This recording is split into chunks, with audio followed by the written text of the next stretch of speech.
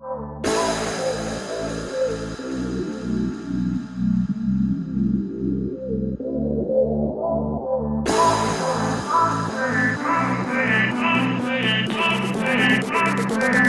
high.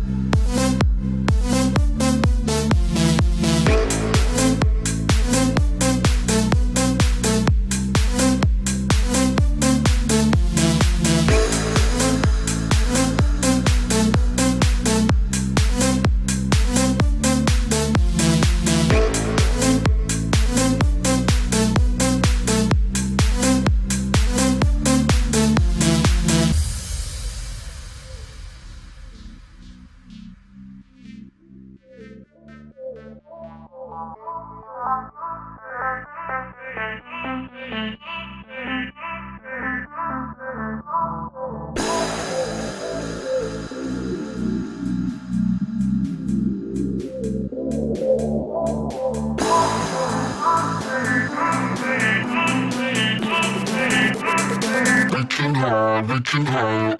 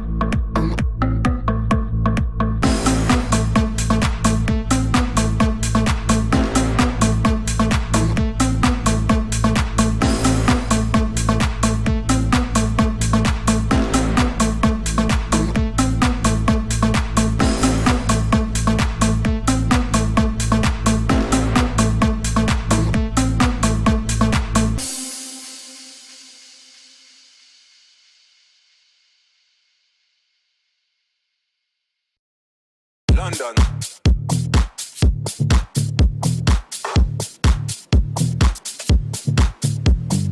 Brooklyn.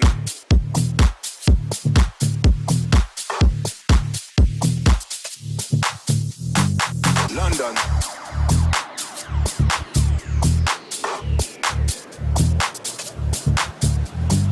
Brooklyn.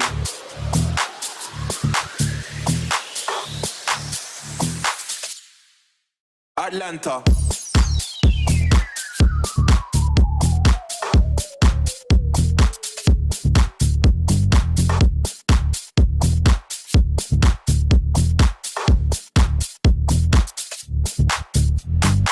London. Harlem.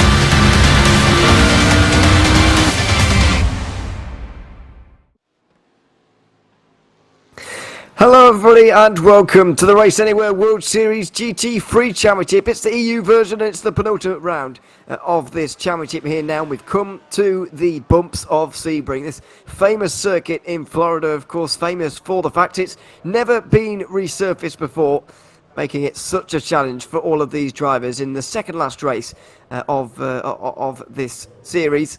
My name's Ewan O'Leary. I'm alongside Zach Sweeney here for the race today. Zach, it's very good to be alongside you once again. A famous circuit here at Sebring, famously difficult as well for all of these drivers to negotiate both races today. It's going to be a tough one for sure. It's going to be also an interesting one as well in terms of the action and excitement that we're going to have. But penultimate round and the championship implications that can have as well, the mentality that drivers will come into this race with. But yeah, no, this track is fantastic and hopefully some good racing to go alongside it too. Absolutely. As you said, the championships could very well be wrapped up today because of the way that it works. The way that any championship works, really, I guess. So we will take a quick look at those. GT3 Pro is where we're most likely to see them change, actually. Most likely to see them sealed a week early. 37 points is the advantage for Alex Orenga going into this race, and if he has a 21-point advantage or more at the end of today, then he will be crowned champion. So it's looking pretty likely that will end up being the case. It is now officially and mathematically a two-horse race. Thomas Cope and the light car just too far away here at this stage from those front two to get anywhere from here. And the AM standings as well. We've got Dean Timms still leading by 20 points here. If he leaves Sebring with more than 31 points of an advantage in his favour, then he will be crowned champion here tonight. Looking a little bit less likely with the likes of Ivo Linden, Jeremy De Boyver, Timothy van der Broek, all nipping at his heels at the moment, trying to get involved.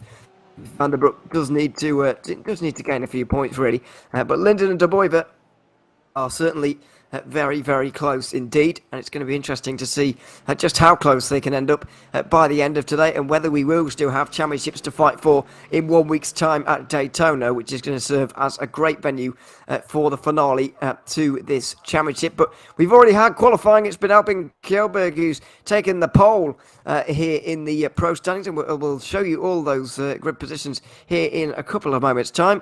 But as you can see, they're lining up on the front straight here, so it looks like we've got a full formation lap to deal with here today, which is contrary to what we've had through most of the season so far. We can take our time a little bit more looking at the championship standings when they do indeed come up for us. But it was Kjellberg, as I mentioned, to take that pole. Another one indeed. He had a fantastic round, of course, at the Nürburgring back last time out, where he was able to get a race victory in that one, the second race victory. And we'll be seeing if he can repeat that today. Alex Orenga's alongside him. Sean Campbell third with Thomas Cope in fourth. Stuart Reynolds rounding out the top five. Harry Wills in sixth place ahead of Thomas Reiter. Ethan Bass in the four will be eighth ahead of Chadton and Payel, both in Audis on row 5. Thomas Dandridge will be alongside Liam Ahern. And then it is going to be Michael Patterman rounding out the pro drivers. Timothy van der Broek getting himself off to the best start possible there with the pole position ahead of Ivo Linden. DJ Vlamink is in third place ahead of Dean Timms. Jeremy De Boyver is there as well in the fifth.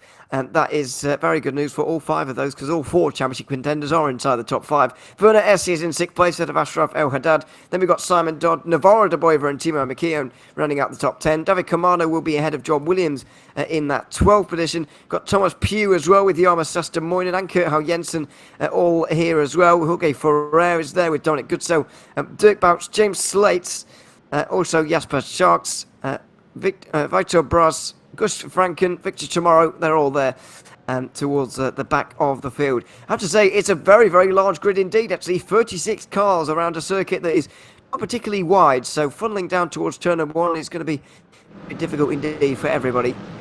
It's going to be very, very interesting, but yeah, we'll have to see how they go. We've been able to boast actually really clean starts for the most part, even at the likes of Monza, which are renowned for their dodgy starts. So I'm sure they'll be able to manage, but it is always a scary thing, especially if you're amongst sort of the midfield or towards the back of the grid, and how chaotic it can be sometimes if you're having to duck and dive people that are going slow suddenly, and yeah, you just got to funnel your way through, try and avoid damage, because yeah, even in a 20-minute race, you've still, or a 25-minute race, I should say, you still have to think long game. You still have to, plan out where you want to be towards the end of the race. So, yeah, it's going to be some people going quite aggressive, some people trying to get a really good start, other people, most notably probably the championship contenders, going to be more interested in just sort of taking it back a little bit, maybe not too interested in losing 1 or 2 places, and just more interested in being able to survive the first lap.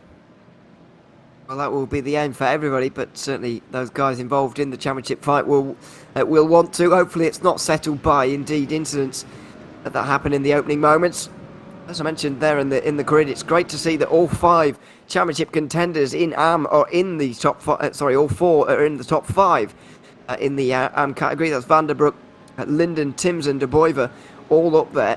But it's not great news for everybody else apart from Dean Timms, I suppose, because if he's finishing in the top 5 in this first race, there's only a limited amount of points you can gain on him. So that's not good news for them, I suppose. But it is good to see that all AM contenders are here and on form as well, because I know that Jeremy De Boyver wasn't here last week at the Nürburgring, and Dean Timms wasn't on form exactly either with the problems he was having. Yeah, that's the thing with the AM Championship this season. It's been so topsy-turvy. You know, we've had one person towards the front really fighting. We've had a couple of others a little bit further back languishing in the midfield or having their moments, not being able to attend around, things like that, etc. And it has just been up and down between all of our main championship contenders. So now, finally, we've got all of them inside the top 5 and all of them with a lot to fight for, especially with second and third being tied on points. And, of course, with Dean Timms interested in trying to extend that lead. It's, fingers crossed, going to be a really good one. Let's hope so. Long formation lap around here, for one of the only times this season, if not the only time, we've seen the whole formation lap being utilised here at this circuit. Not entirely sure on the reason, if I'm totally honest with you, but it doesn't really matter. Just even longer for these guys to get the anticipation building here between all of them, and hopefully it builds towards a clean start for everybody. But obviously we will wait and see. Albin Kjellberg, after winning race 2 at the Nürburgring, is getting off on a strong foot here at Sebring as well. He's really coming into form towards the latter end of this season and really taking it to Alex Urenga. He's now in control of the field as the pace car pulls into pit lane, and we're ready to go racing. 13 Pro cars, Pro GT3s, getting themselves up the front straight now and getting themselves ready to go. Kjellberg holds them as long as possible and still holding them, going down towards turn number 1, making everybody wait. It's a very, very long time indeed. Finally now he goes, trying to catch everybody else off guard, and it looks like it's worked. Urenga may have just held on to second place there, but it's Thomas Cope around the outside trying to make things work and get through on Sean Campbell around the outside at turn 1. Everybody's had a nice run through that first corner into turn 2, and 3 they go. It's still side by side between those 2 Lamborghinis, with Thomas Cope still on the outside for turn 5. That's Sean Campbell really right up to the inside line there as we get underway with the AMs as well. Timothy van der Broek catching everybody else off guard here as well by having a really long wait to get going here. That was De Boyver going a bit wide through turn 1 as well. He's going to be shuffled back slightly, but it looks like it's been clean starts through turn 1 at least for both classes. It has been at least 4 now. Let's just hope they can negotiate the first lap very cleanly. But fantastic starts from Albin Kjellberg and Van der Broek as well, because, yeah, they played that to perfection, holding everyone up and then bolting at the very last second to catch everyone off guard. It alleviated the pressure, at least for the first couple of corners, but now Kjellberg has got the very angry ball that is Alex Urenga breathing down his neck, and it's always going to be a tough ask to try and keep that RSR Lamborghini at bay. But we've seen before how well Albin Kjellberg can defend and how well he can keep himself composed, and of course with his aggression, well, it's going to be a very tough ask for Alex Urenga to try and find a way through. It's going to be very hard, but wait, he's going to give it a go, because we know these two are very evenly matched towards the end of this season now. We know at the Nürburgring they were very close together indeed, and they were throughout the race. In the end, at race 1 at the Nürburgring anyway, in the end it was Alex Urenga who came out on top, of course, because Kjellberg had that late penalty anyway. He did get toppled, but he did have that late penalty anyway, so didn't end up mattering on that occasion, but he wants to convert it to a victory here this time around. Through Sunset Bend for the first time for Kjellberg, and he's executed lap 1 well. Urenga applying that pressure, and we'll see if it gets to him, but for the moment Kjellberg holding nicely as Thomas Reiter gets up to 6th place, and in the AM category, Timothy van der Broek has had a nice start here. Both pole sitters having nice starts. Yeah, and managing to hold their lead for the entirety of lap 1. Vandenbroek as well being able to pull out a couple of car lengths on Eva Linden as Dean Timms is looking feisty to get himself up into second place. Is actually going to run to the right-hand side of Eva Linden on the run now towards T1. It'll be the long way around. You can sweep all the way around if you are brave and committed and you've got a nice car on your inside, but I think Dean Timms is going to opt to back out of that one, tuck in behind, and yeah, live to fight another day because it does tighten up quite a little bit on the exit. So Dean Timms through T2 just trying to eye up this move, but meanwhile Vandenbroek has just got so much pace that Eva Linden just doesn't quite have an answer for yet. Not just for now. Dean Timms though with a really good start, you've got to say, especially compared to qualifying. Sean Campbell now, after having dropped to 5th place, not sure whether that's a recent development on lap 2 here or whether he did just drop down on lap 1 as I suspected he would have, considering the way that Thomas Cope got through on him. Looks like Harry Wills has been able to do the same. And by the end of this race, by the way, if he's 71 points adrift or more for Alex Urenga, then it will already be finished here for the title. Can't see that happening really just for the moment, because after all, Sean Campbell is a strong driver, and he'd need to finish quite a long way down for that to really happen. So not worrying about that for the moment, but he is going to try and get through on Harry Wills now. A bit of a mistake from the Mercedes driver, and that's going to have a knock-on effect all the way to Le Mans and the Le Mans chicane. And now we're going to see Sean Campbell down his inside into Sunset Bend. It should be 4th place here for Campbell. Everything really being undone there by Will's mistake through that final chicane, although he is going to fight it on the outside line. There's only so many things you can do there right on the outside, though. It's not really a corner you can make it all the way around the outside of, although Harry Wills has had a decent exit, and he might even give Sean Campbell some trouble into turn 1. He's thinking about it. He's going to try the long way round once more, but Campbell keeping him honest to the inside. Here comes Harry Wills, though, the long way round, given the squeeze on the inside. Can he keep it there? He's probably going to dip a couple of wheels onto the grass. Still on the outside for T2, but got his nose ahead and stays in 4th place. Sean Campbell is going to be quite frustrated to have not sealed the move. He tried to hang on to the inside through Sunset and down towards T1, but Harry Wills is hanging on to this P4 and, of course, hanging on to sort of the glimpse of hope of a podium with Thomas Cope just in front of him. But yeah, fantastic defence from Harry Wills, but we've seen time and time again how he can sort of drop off towards the end of a race. As yeah, we see Felix Payal unfortunately having a bit of an off towards the back in the Audi through into T2. Is this going to be dropped on the exit? I'm not entirely sure. Just way too much speed, and then the car naturally I think just loops around on him. Yeah, I thought it was actually going to be the curbs because of the way the Audi really doesn't like them, but yeah, it was just too much speed in the end, and Payal was able to get going, fortunately before the AM drivers, but not too not too far before, as Campbell does indeed hold on to this place from Wills so far, but it's he's coming under a lot of pressure for this 4th position at the moment. Few drivers dipping wheels onto the grass on the exit of Tower Corner there, but nobody completely off the road, thankfully, to Le Mans. Wills not going to make a dive through here. It would be a little bit silly. It's not really an overtaking place, so he's going to wait for the final corner, Sunset Bend, you would imagine. Although not going to be able to do it through there. Kjellberg just goes on the grass on the straight there. Not quite looking where he's going, but he's still in the lead for now. I have to say, this midfield, I know we're only 5-6 minutes into this race, but this midfield does seem like it's staying a little bit closer than it has done, especially in some previous weeks. I know the leaders are getting away, but for the most part, the midfield is very close. It is. I mean, down that back straight, we saw pretty much the entirety of the Pro GT3 field all in one shot. So it just goes to show how close it is. You can see the back end of Felix Payal just in the background there. So just goes to show how close this this grid is, especially today in Sebring, because it has been the case as we see a move to the inside on Ethan Bass towards T2. You can see Thomas Dandridge trying to get the move done. Unfortunately, he is unable to. But yeah, it has proven to be really close. Not entirely sure what the reason is, whether it's slipstream or something. But Sebring's not exactly a circuit that lends itself to being extremely straight line dominant. So yeah, it's a strange one. But even in the AM category as well, we're seeing a long couple of trains start to form, and hopefully it just translates to some pretty good action like we have been seeing for the opening 7 minutes of this race. You can see the 6 in the background there, battling over 8th place, excuse me, at the moment. John Williams currently heading that train. Yeah, he's getting off to a decent start, or has done already. Campbell once again coming under more pressure, and this is now allowing Reiter and Reynolds to both get onto the back of them, and this battle for 4th is now 4 cars deep at the moment, coming out of Tower Corner. They're just getting away from some of those in the background, like Chris Chatterton, for example. This is maybe why the group has split apart a little bit. I'll be about to see a spin here for the likes of Thomas Dandridge. Oh dear, he's hit by one of his teammates.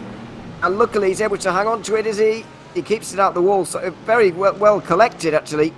But yeah, he did get hit there, I think, by Liam Ahern. And that's, yeah, when you're in the grass like that, there's no way you're going to stop. Luckily, was able to get back going again and stop himself from hitting the wall, at least. Yeah, that's always a bonus. But yeah, it was well composed and did the best job that he could in that unlucky situation. But now he's just got to press forward and try and stay with the massive pack of cars. I mean, it shouldn't be too difficult actually because of how hard they might actually fight.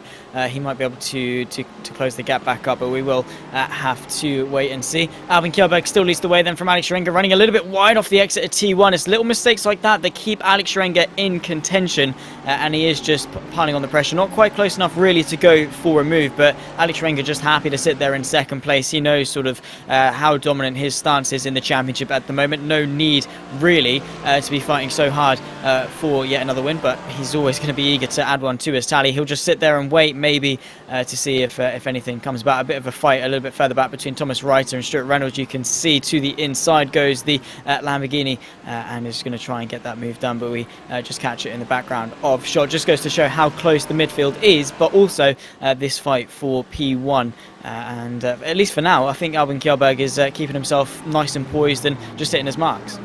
Staying very close to these two leaders at the moment, but yeah, you're right. Kjellberg is just soaking up this pressure now from Scherenga as Pasterman tries to make his way down the inside of Liam Ahern into Cunningham there, turn 10, but not able to get down the inside. And you're right, just up in front.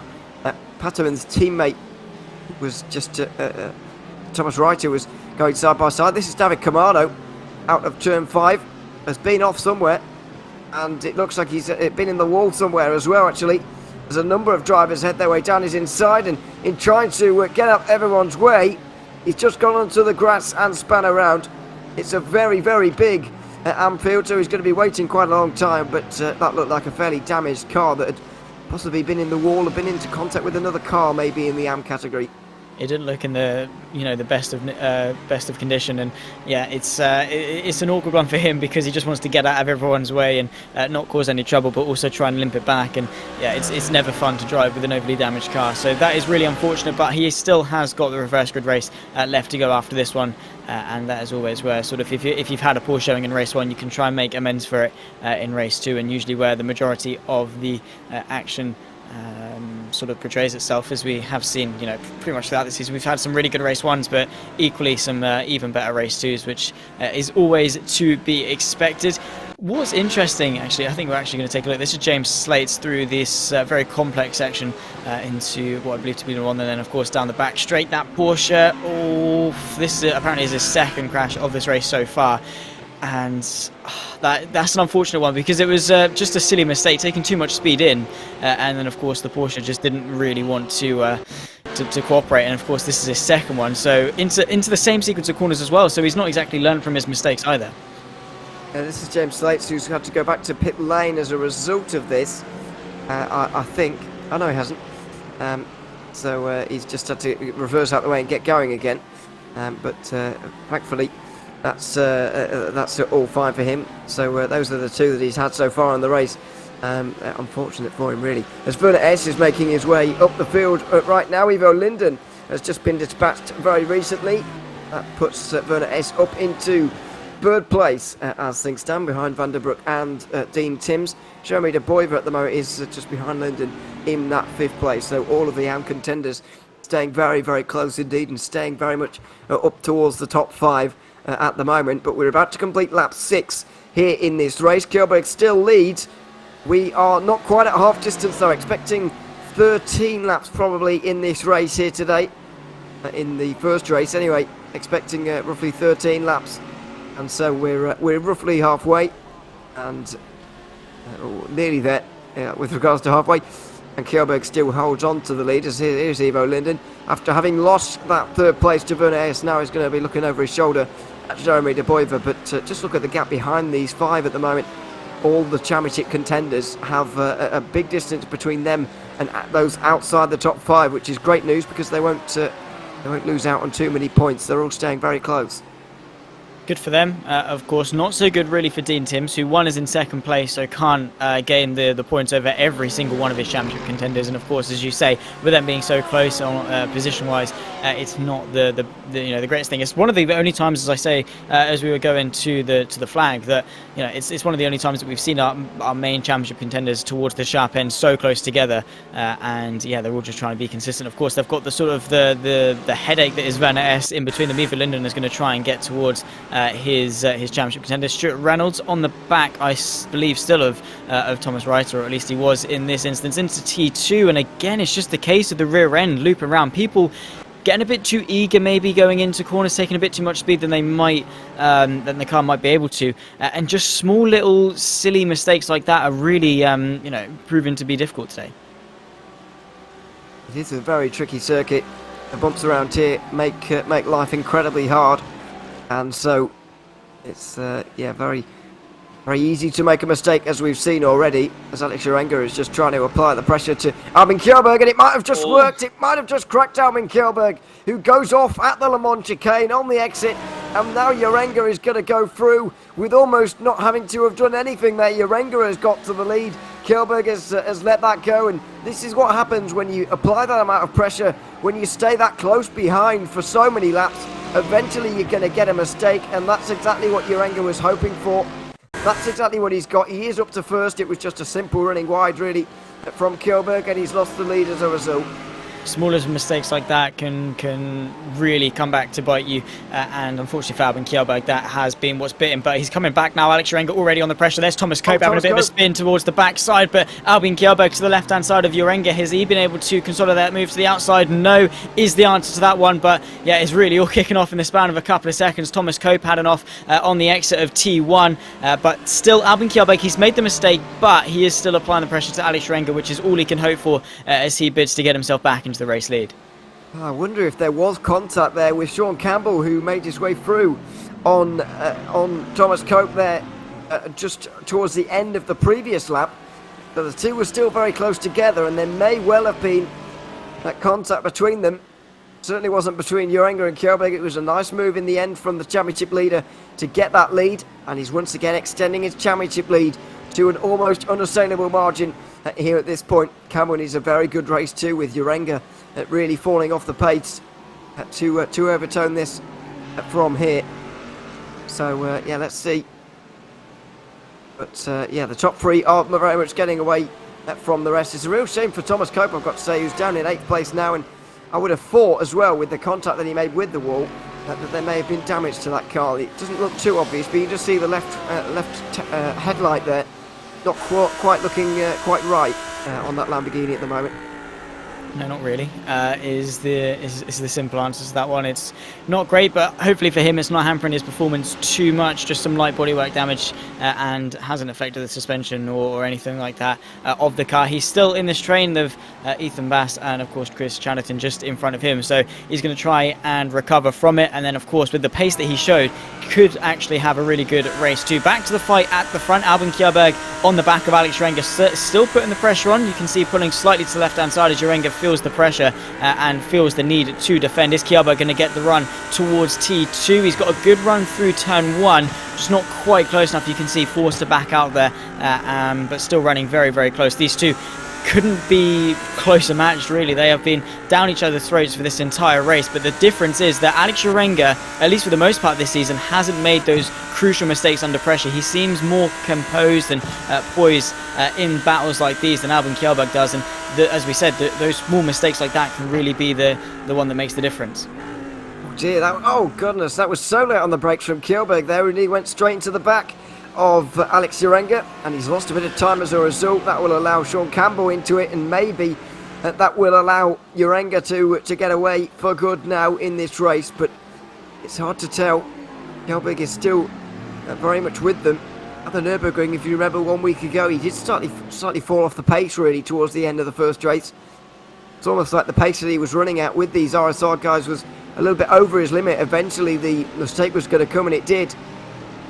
Well, further behind, Stuart Reynolds is a bit further down than he would expect to be, although he's rectifying that at the moment with a pass on Liam Mahern, as Dirk Bouncer, I'm afraid, has not been having a good race down towards the back of the AM category. That is a very, very oversteery Porsche by the looks of things, going into the final chicane. And eventually he's gone into the wall, and Simon Dodd going off on the straight here. This is all very bizarre, but I think he's been off previously to this, because that looks like a car with suspension damage. Yeah, and looping around as well, going into Sunset Bend, and yeah, not great for him at all. We're going to take a look as to how this is already damaged, so yeah, already not in the best of conditions through this site. Oh god, over the curb, and yeah, send itself towards the barrier, well, not even a light tap, pretty hefty one as well, and yeah, obviously that is going to cause the damage down the back straight, which is unfortunate, but yeah, it's always going to be a difficult circuit with the bumps and the lack of runoff and things like that. Sebring was always going to be a difficult one, and could just really be one of those races of attrition. Could be, certainly the 50-minute race could well be, because it is a difficult circuit, but then again, it might not be long enough for that kind of thing, but we'll wait and see. Sean Campbell on board with him at the moment, 4 laps to go, including this one, I believe, and it will be indeed. So what have they got left here at this point? Has Kjellberg got anything to maybe bring a challenge to Alex Durenga towards the closing laps of this race? You get the feeling that the car length opened up between them at the moment might be one that stays there for good, because Alex Durenga is very strong indeed, and you need to stay so close to him to apply that pressure from the start of the race. This is not the first time Dominic Goodsoe has ended up in the wall, I'm afraid, today. He did briefly leave the pit lane after a very long stop, but I'm afraid he has now gone back into the pit lane after that stop. We do, by the way, he's the only driver, actually, who may be retired from this race, as we've got Sean Campbell now down the inside at Tower Corner. Kjellberg does look like he's getting a little bit more ragged with his driving. We said that, or I said anyway, that he was staying a bit more consistent than he did towards the end of the Nürburgring race, but it looks like history's repeating himself really as this race goes on. His driving getting less and less consistent. It's a shame, because it was the slightest of things. It was a bit of a twitch that cut his momentum and sent him a little bit wide, and of course Sean Campbell is always going to try and capitalise on opportunities like that and nip himself to the inside. It's unfortunate for Kjellberg, because his pace today has been there, if not better, than Alex Durenga. We're going to take another look at it in towards Tower. Just turns in, the car doesn't cooperate, he has to turn back out again. A really peculiar incident where the car really doesn't want to cooperate, and in doing so did lose himself second place. He is going to try and stick with him, and at least if he can't win this race, he's going to try and get second. But that's the thing, Kjellberg, it's just that desperation starts to creep in. He starts to lose the morale, and starts to go for those desperate lunges to the inside, or starts to drive a little bit angry, starts to overdrive the car a little bit. We obviously, the drivers in the chat in the Discord were talking about how the Mercedes is quite quick, so he's got a very quick car underneath him, but if you start to overdrive it, it's not going to extract the amount of pace that it could potentially have. Yeah, there was a little bit of a discussion about the Mercedes being strong earlier on, and it was basically coming from the driver we're on board with right now, Timothy Vanderbroek, who was probably concerned about Dean Tim's pace in this race, as he would be, being championship rivals, of course. And it looks like we're going to get a grandstand finish between these two in the AM category as well, as further behind Thomas Reiter may have been off, and not for the first time here in this race, I'm afraid.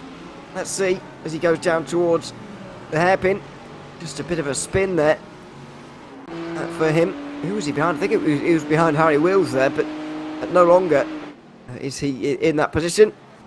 We go to the AM leaders. This is a very, very high intensity battle, and a very important one as well for both of these drivers. Vanderbroek at the moment is quite a few points behind Dean Timms. He needs everything he can get, but Dean Timms will want to extend his championship lead wherever he can as well. He will, and he is just going to be driving with that mentality that he needs to extend the gap where he can. He's obviously going to be seeing that it's quite unlikely he's going to be able to wrap up the championship today, especially with how close his championship contenders are, but he wants to go into Daytona with the biggest margin possible, so that it makes his life that much more easy. And stuck in second place, only 5/10 off the race lead, if he can grab himself a couple of extra points, it's a couple of extra points that might be the difference, and could be the difference with finishing, having to finish 6th or 7th to consolidate the title in Daytona. So it just alleviates a bit of pressure. So yeah, Dean Timms is going to be driving with that, that mindset, but still close, hammering on the pressure, just unfortunately not quite close enough to go for the move. And that's been the thing today, really. It takes a mistake from the defending driver to really initiate that fight. It does, really. This is the difficulty. It's Sebring, my goodness, Ethan Bass and Stuart Reynolds going side by side, and that was close through turn one with the wall. Reynolds down the inside, he dives it deep as well. Bass is going to not give up though, over the curb at 4, and finally Stuart Reynolds is going to go through, but that was a very close battle between the two of them. There's not a lot of space when you actually get into turn one. Obviously it widens out on the way in, but there's really not a lot of space when you're actually going through it. And the two of them managed to keep that battle clean, as Ethan Bass is not going to give up just yet. Down the inside into the hairpin. Not able to do it through turn 7, and he's going to have to stay behind maybe for the rest of the race, really. But these two are having a good fight. Yeah, Ethan Bass always has a bit of fun in that Ford GT since the pre-season races. He's been giving people a fight. Michael Patterman now to the inside of Liam Ahern. Ethan Bass going for the send as well on Stuart Reynolds. Still, Michael Patterman manages to get himself ahead and up into P9. But yeah, Ethan Bass in that underdog Ford GT, always going to have a bit of a laugh and try and make people a little bit annoyed or frustrated, and just try and send moves that maybe aren't really on to stay in front. But it's always great to see, always gives us a lot of action. This is the fight for the lead in the AM. Still Timothy Vanderbroek that leads Dean Timms, but it is still very close as we approach the final sort of minute and a half, probably the penultimate lap of this race. And in fact, it probably definitely will be as well. So Dean Timms, his opportunity, his window to try and find a way through is sort of growing slim. It is at the moment. So final lap going to be crossed onto by these drivers here in a few moments, and it's going to be Urenga and Campbell again, by the looks of things, finishing 1 and 2 as they embark on a bit of lap traffic here. The top 3 look like they're going to stay the same, although it could all change further behind. Because we've got, oh no, it certainly will. Ethan Bass goes off through Sunset Bend. He just gets on the power too early, spins that car around, and in the end, all that hard work is going to be undone. Ethan Bass will not get that top 10 after all. Such a shame, and yeah, just some of the bumps maybe, getting on the power, and around it goes. And yeah, that's a tough one for Ethan Bass, but he has got a difficult car to drive, so you have to cut him a bit of slack. Harry Wills going slightly slow in P4. Is going to allow Thomas Cope to actually close the gap and get onto the back of him, maybe to have a last lap showdown or something along those lines. Having to go defensive in towards this next right-hander. Thomas Cope to the left-hand side. It'll be the long way round, but opting to stay wide, cut back in and get the drive off the corner. Not able to get alongside for the time being, but certainly a lot closer. Weird how Harry Wills was just sort of going slow. We're going to take a look at how it happened. In towards T2. Is it just a case of over the curb, having a bit of a spin? Oh no, just chucking it in a bit too much, and once again the car just not cooperating with him.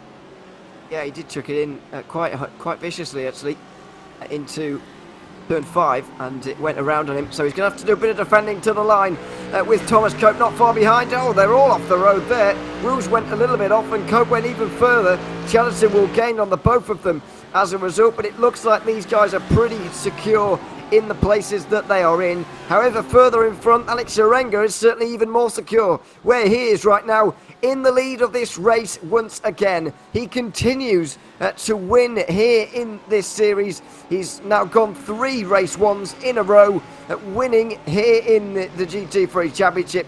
He comes over the line now, and here at Sebring it's going to be Alex Urenga again to extend his championship lead even further. Sean Campbell will finish second ahead of Albin Kjellberg rounding out the top 3, and Harry Wills will hold on to this 4th place just behind as well. We'll wait to see for the AM drivers as well whether Timothy Vanderbroek has held on to his victory here, because Dean Timms is right behind him. This could be a grandstand finish for the AMs. Will Dean Timms risk it all and go towards the inside of his championship rival? He's going to stay behind, knowing that his closest rivals are behind him at the moment. They come towards the line. Dean Timms has even got a bit of a run out of here as well. But Vanderbroek's going to flash the lights. He's going to win at Sebring in the AMs, and he'll take some all-important points, but it's still going to be classed as a very good day for Dean Timms.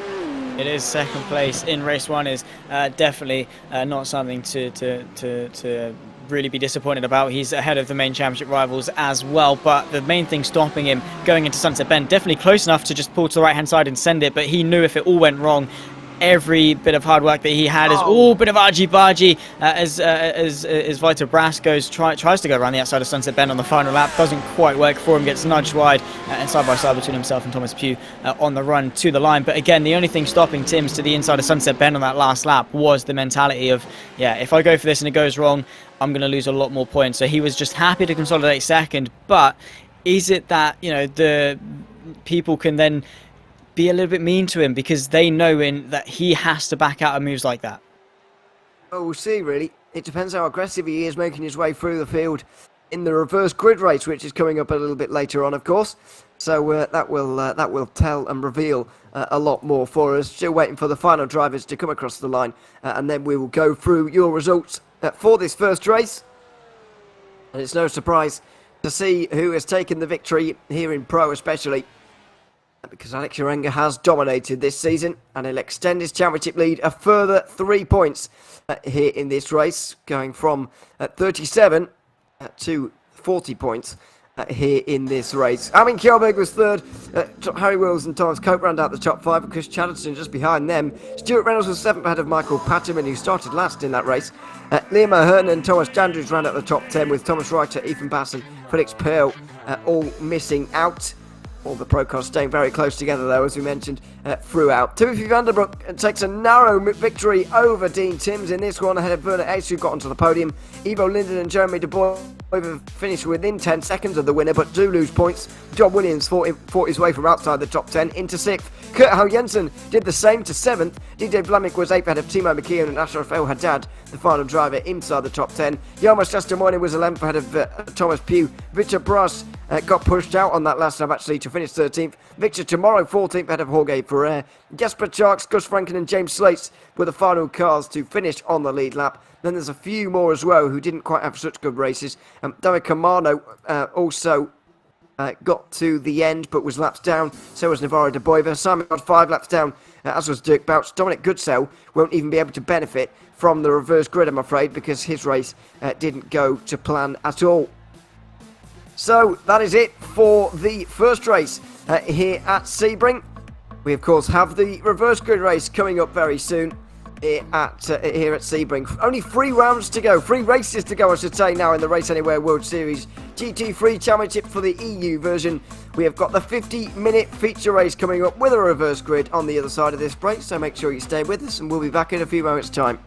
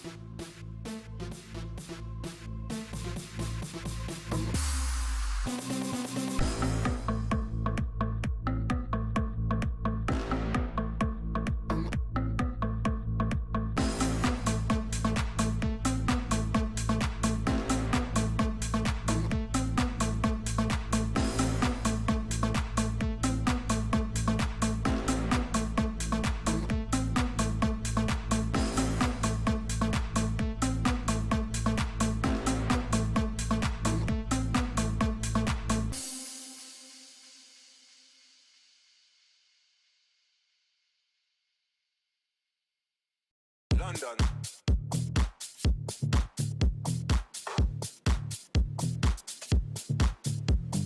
Brooklyn.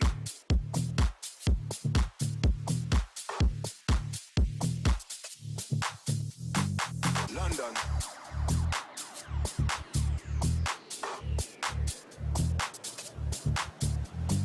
Brooklyn.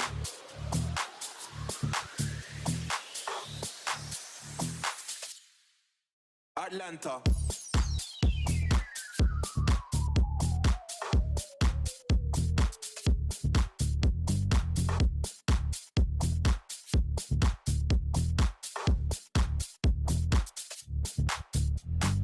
London. Harlem. Brooklyn.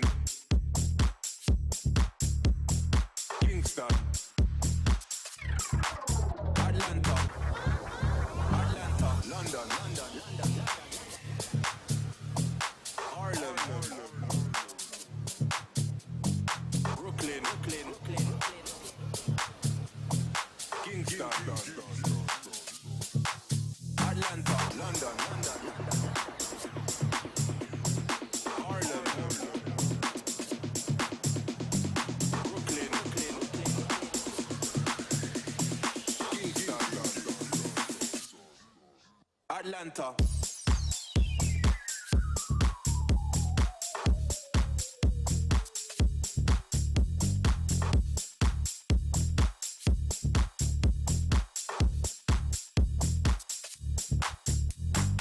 London. Harlem. Brooklyn. Kingston. Atlanta.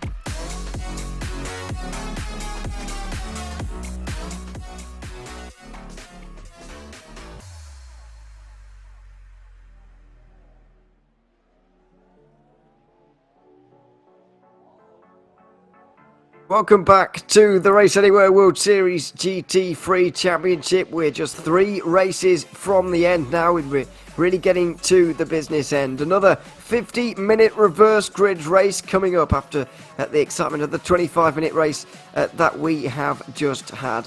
My name is Ewan O'Leary. I'm alongside Zach Sweeney still for the second race here this evening, and it was a decent first race, Zach, but the reverse grid is really where things get a little bit more interesting. Yeah, I mean, race one, it sort of was single file, a couple of battles here and there after the defender made a bit of a mistake that allowed the attacker through. But, race two now, it forces people's hand. If you want to do well, you have to fight your way through a pack of maybe slightly slower drivers, a bit of a mix in the midfield as well, especially for our championship contenders. So they're going to try and fight their way through as best they can. But what also means that we have got 50 minutes and the pit stop to take into account as well. And with how difficult Sebring is as a circuit, it should be pretty spicy. Should be. Alex Urenga has got a 40-point lead at the moment over Sean Campbell. So Campbell really does need to gain a lot of points here to keep this championship alive from here. He needs to gain 20, which would see Urenga in 9th place or worse. If he manages to get that 9th place, the 8th place or better, then he guarantees himself the title by the end of this race. Thomas Cope is consolidating his 3rd place and getting away from Harry Wills and Stuart Reynolds, who are kind of engaging in a battle for 4th. Thomas Reiter not too far away from them now either. The GT3 AM standings have all been closed up ever so slightly as well with regards to this top 4. Dean Timms has got a 24-point championship lead. He needs 32-point championship lead by the end here to take it home by the end of this race. Looking unlikely. However, if the other 3 have real problems today, then you never know. Dean Timms could well be crowned champion by the end. Timothy Vanderbroek, though, needs to finish ahead of Dean Timms in this race, or his championship hopes are over. It is now officially a 4-horse race in the AM standings, but we're very much looking forward to this second race and seeing whether Dean Timms can get through the field nicely, because you do feel like it is somewhat of a lottery, especially a little bit further down in the AMs, because there are so many good drivers in that category. After all, guys who did well in race 1 will have a lot of work to do. They will, especially because, as we were saying in race 1, how close our championship 4 really are on pace around Sebring. It's going to be really interesting to see how well if they trip over themselves getting through the field, are they going to work together to get through initially, then towards the end start to fight? Are they going to try and fight early on and lead the train through the pack? But yeah, it'll be really, really interesting to see, and yeah, fingers crossed for a really good race. Hopefully, I don't know if you've seen this, but in the Discord at the moment, Harry Wills just posting a little bit about the suspension damage that he had after a brush with the wall throughout that race. That maybe just explained his spin towards the final laps of that one. But that's something you have to consider really around here at Sebring. You do get close to the walls on a couple of occasions around the lap, particularly down there at turn 1 and the final corner as well, when you're really just trying to shorten the distance of this circuit. But as we know on R-Racing, especially these days, damage is more severe than ever, and while we don't have quite the new damage model on these GT3s quite just yet, we do have pretty severe damage. If you hit these wheels particularly in the wrong way, you can get quite bad suspension damage from a very small mistake. You can, and it's something that we saw in race 1. And you just have to be really, really careful. We were saying it might be a race of attrition, just, surviving and trying to get through, being consistent, maybe not necessarily pushing flat out lap after lap and trying to extract all the pace from the car, just, drilling it in a little bit and actually limiting your mistakes will be the better option, because of, again, how tight this circuit is, how limited runoff there is, the bumps and things like that as well. It's really going to play a factor. We saw even like drivers unpromptly by themselves, not even like under any pressure or anything like that, making mistakes through the tricky long on chicane sequence and all of that. So yeah, it's definitely going to be a tricky one for sure, but you just can't even imagine it for the likes of people like Dean Timms and Timothy Vanderbroek fighting for a championship and having as well to deal with this circuit. It's got to be tough. It has, and dealing with the starts as well that we're going to have here in the reverse grid. Obviously, when people are out of position, it does always make the starts all the more difficult, of course. But just how much of a difficulty is this start going to be? Because after all, we had a very clean start to the race 1 for both Pro and AM categories. However, it may be a different story here in this second race. It might well be. I mean, in race 1, people are sort of where they should be in terms of grid order. The conventionally quicker at the front, the sort of the slightly slower towards the mid and the back. So it's you know, sort of as they should be, nothing really major to go on. But now into race 2, you've got the, you know, eventually quicker guys towards the back there trying to make their way up quickly. We saw, you know, we looked at Alex R.A.W.S in these sort of races because of how effectively he can make his way up the field and cut his way through traffic. It's people like him that are going to go for moves early on to maximize when everyone's really nice and close together to make those moves done up early. And yeah, those moves can only really happen at the start because that's when everyone's really close together. So yeah, it's certainly going to be ramped up, and yeah, it's hopefully not going to be messy per se, but certainly more action packed. Yeah, let's hope that we do have a clean start at least as the warm-up session now does end and we can get into the race proper. Felix Peel will be leading the field away alongside the Ford GT of Ethan Bass.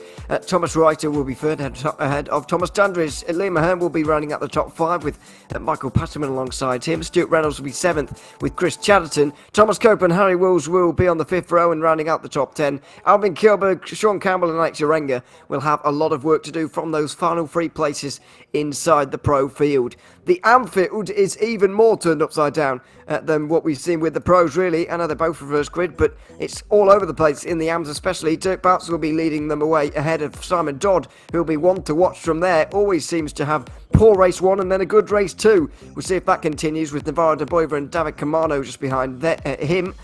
James Slater will be rounding up the top 5 with Gus Franken in 6th. Jasper Starks and Jorge Ferrer will be on the 4th row together with Victor Tomorrow and Vita Brust, rounding out the top 10. Thomas Pugh will be alongside Java Sastamoinen next ahead of Ashraf El Haddad and Timo McKeown. Didier Vlamink will be 15th ahead of Kurt Hau Jensen, and then it will be John Williams and the first of the championship contenders, Jeremy de Boiver. Ivo Linder will be 19th ahead of Werner Ace, who was 3rd in the first race. Championship leader Dean Timms 21st ahead of Timothy Vanderbroek in 22nd, and last in the field here with also Dominic Goodsell actually. There he didn't benefit from the reverse grid as I mentioned, so he'll be rolling off 23rd in that field. It's a very, very big Anfield indeed, you've got to say, and that's going to give a lot of work to do for those championship contenders. And it's such an important race as well, because especially for the likes of Vanderbroek, he already knows going into this that he has to beat Dean Timms in this race to have any chances of this championship even staying alive. Yeah, it's a pressure that you carry on your shoulders, a very difficult one to carry. You go in sort of really, really nervous, and with it being the 3rd last race of the season, we go into Daytona in a week's time for the final 2.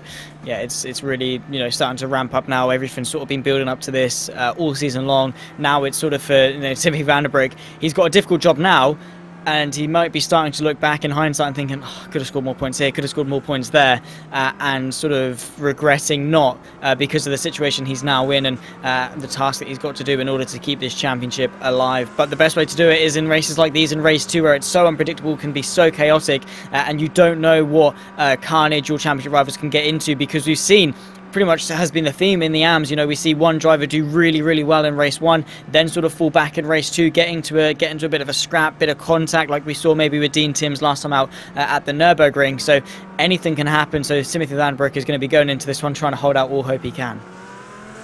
He is, and there may be a bit of praying involved, to be honest, with turn 1, because it could well get messy with the amount of cars that are going to be all over the place. We'll see what happens. The pros will be out the way though. There'll be a good 20-second gap almost between the two fields, or like 15 seconds hopefully by the time they get to the line. But even so, it's a pretty big gap, and so any incidents that happen in the pro field will hopefully not affect the AMs in any way, unless it really does get spectacular. But let's hope not. Going through the opening moments of this race.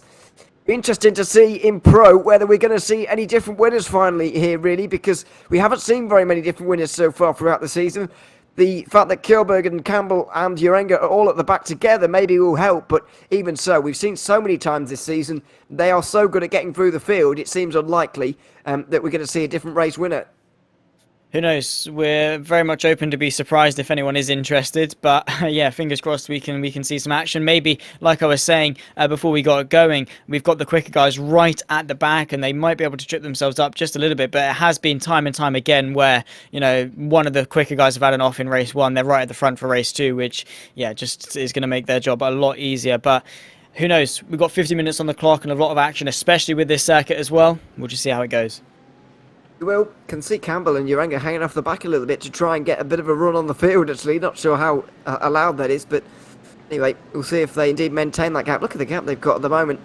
You'd normally expect them to be right up close to the back of the car in front. That's the way you're supposed to do it, but maybe they're just aiming to get the run. Either way, getting towards the line right now, and we'll see if Felix Pio makes everybody wait as long as Albin Kjellberg made everybody wait in the first race here. Looking back from the Audi, it looks like we're going to go easily over the line before having to get underway here. Still going to wait here for Pio, still going to wait even further. He is now in control of the field. Everybody behind going to get restless, and now he's going to go. Ethan Bass caught off guard. It's very hard to predict indeed, and so the pole sitter once again going to take a nice lead into turn one, and his teammate Thomas Reiter with a nice start. Ethan Bass is wide, and so Thomas Dandridge will get into the top three. A little bit of contact between Ahern and Patterman, it looked like, as well, as the three at the back maintain at the back, because it's so difficult to get through at this circuit, so narrow in these opening corners here at Sebring that they just can't get through anywhere. As now the AM drivers get underway as well. It looks clean through turn one.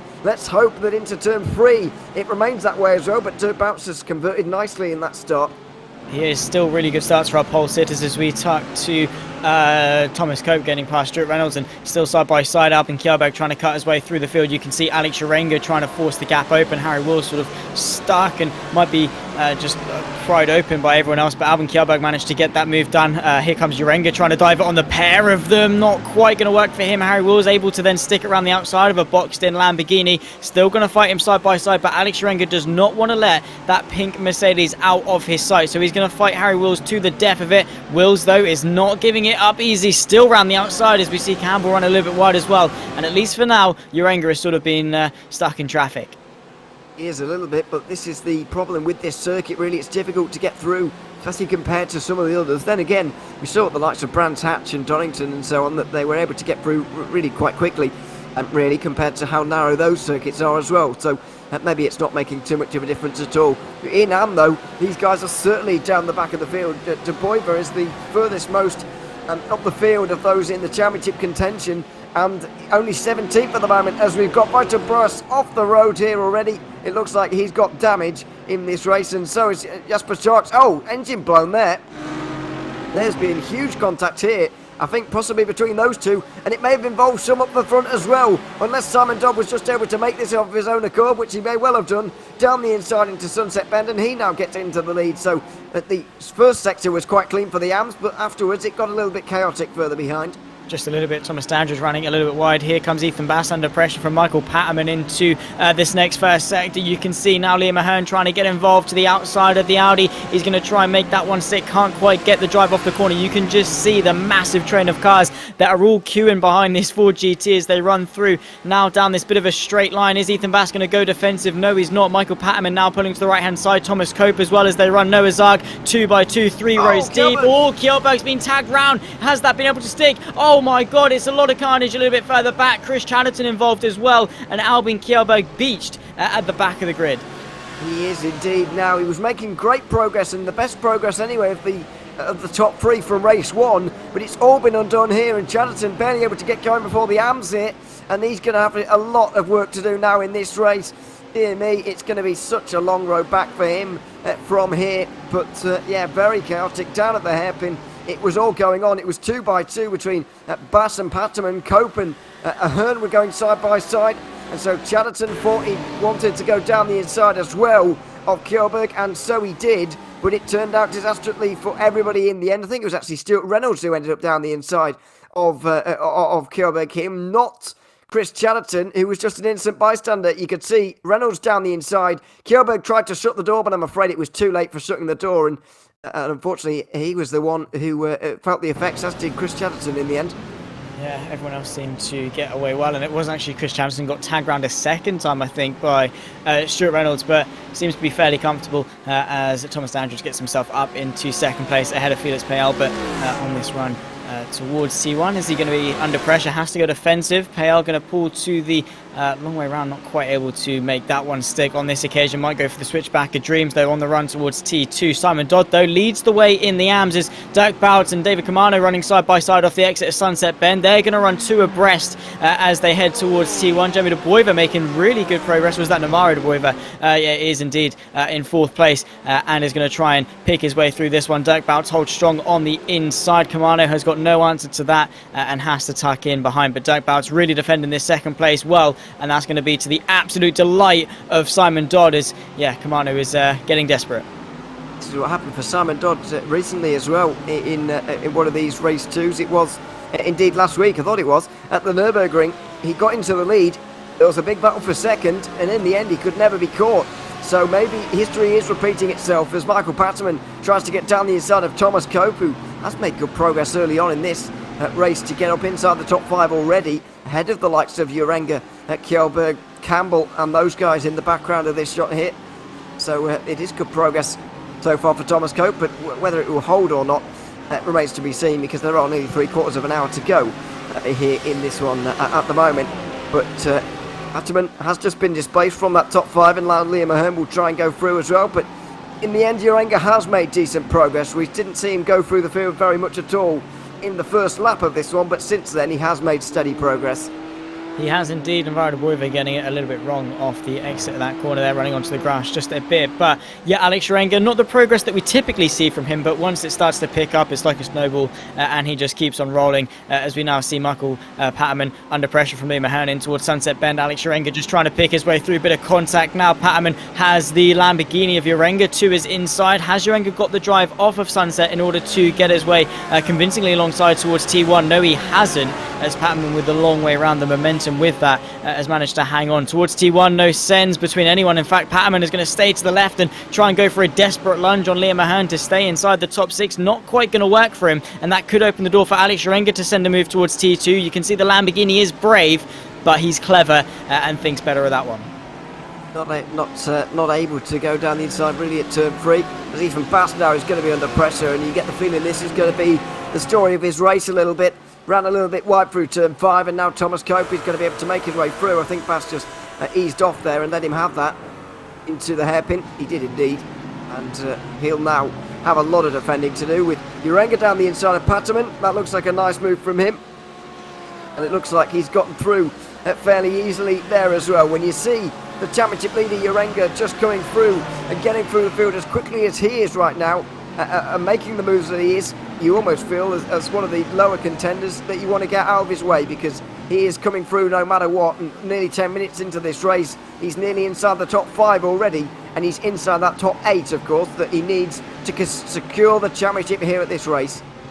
Yeah, it's one of those things, as one of the low guys, you just know it's a matter of when as opposed to a matter of if, and you just have to accept fate at some point, just for the better of both your races. If you end up fighting Alex Urenga for something that's inevitably going to happen, you getting overtaken, it seems, it's just going to harm your race. You're going to slow yourself down. Whether you can just tuck in behind and maybe use Alex Urenga to try and push your way through. Ethan Bass tumbling his way through. He's P5 at the moment, could be P6 as they exit Sunset Bend, because Liam Ahern going to pull to the right hand side. He's also making steady progress in that Mercedes. He's got himself to the inside of the Scotsman as they run through Sunset, very wide from Ethan Bass. That could open the door for Alex Urenga to find a way through, though he's going to keep his foot planted. The long way around, though, the extra distance is not going to play into his hands. Might have the drive towards T1, but Alex Urenga already alongside. Not enough, unless he's really, really brave to go around. No, he's not. He's going to duck and dive to the inside instead, lift off the throttle a little bit, then send one to the inside of T1. Brilliant move there from Alex Urenga, and it's up yet another place. Oh dear, it's a big slide in the background. I think that might have been for, no, it wasn't for Pierre, was it? It was for Patterman, just through turn 1, as Gus Franken has been in the wall down at Cunningham by looks like a Tower Corner. This could have been on his own, especially if it was Tower Corner, because it is tricky on your own. Oh, no, it wasn't though. Ooh.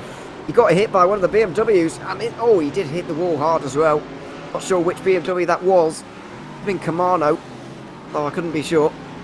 But it doesn't look like, it didn't look like John Williams' car, but it could have been him as well. He just drive a BMW, so well, all options are open really, but it's not sure. Who was it? It was one of the BMWs, and it was John Williams. There it is. So Gus Franken off the road, and it didn't really look too much like his fault, although it's difficult to tell really at a corner like that, where you're changing line so much anyway when you're driving on your own. That's true. A bit of a gaggle of cars heading through into this corner. Timo McEwen beached on the inside. He's got the championship leader, of Dean Timms just in behind. David Kamano gets in front. This is a gaggle of cars fighting for Pro.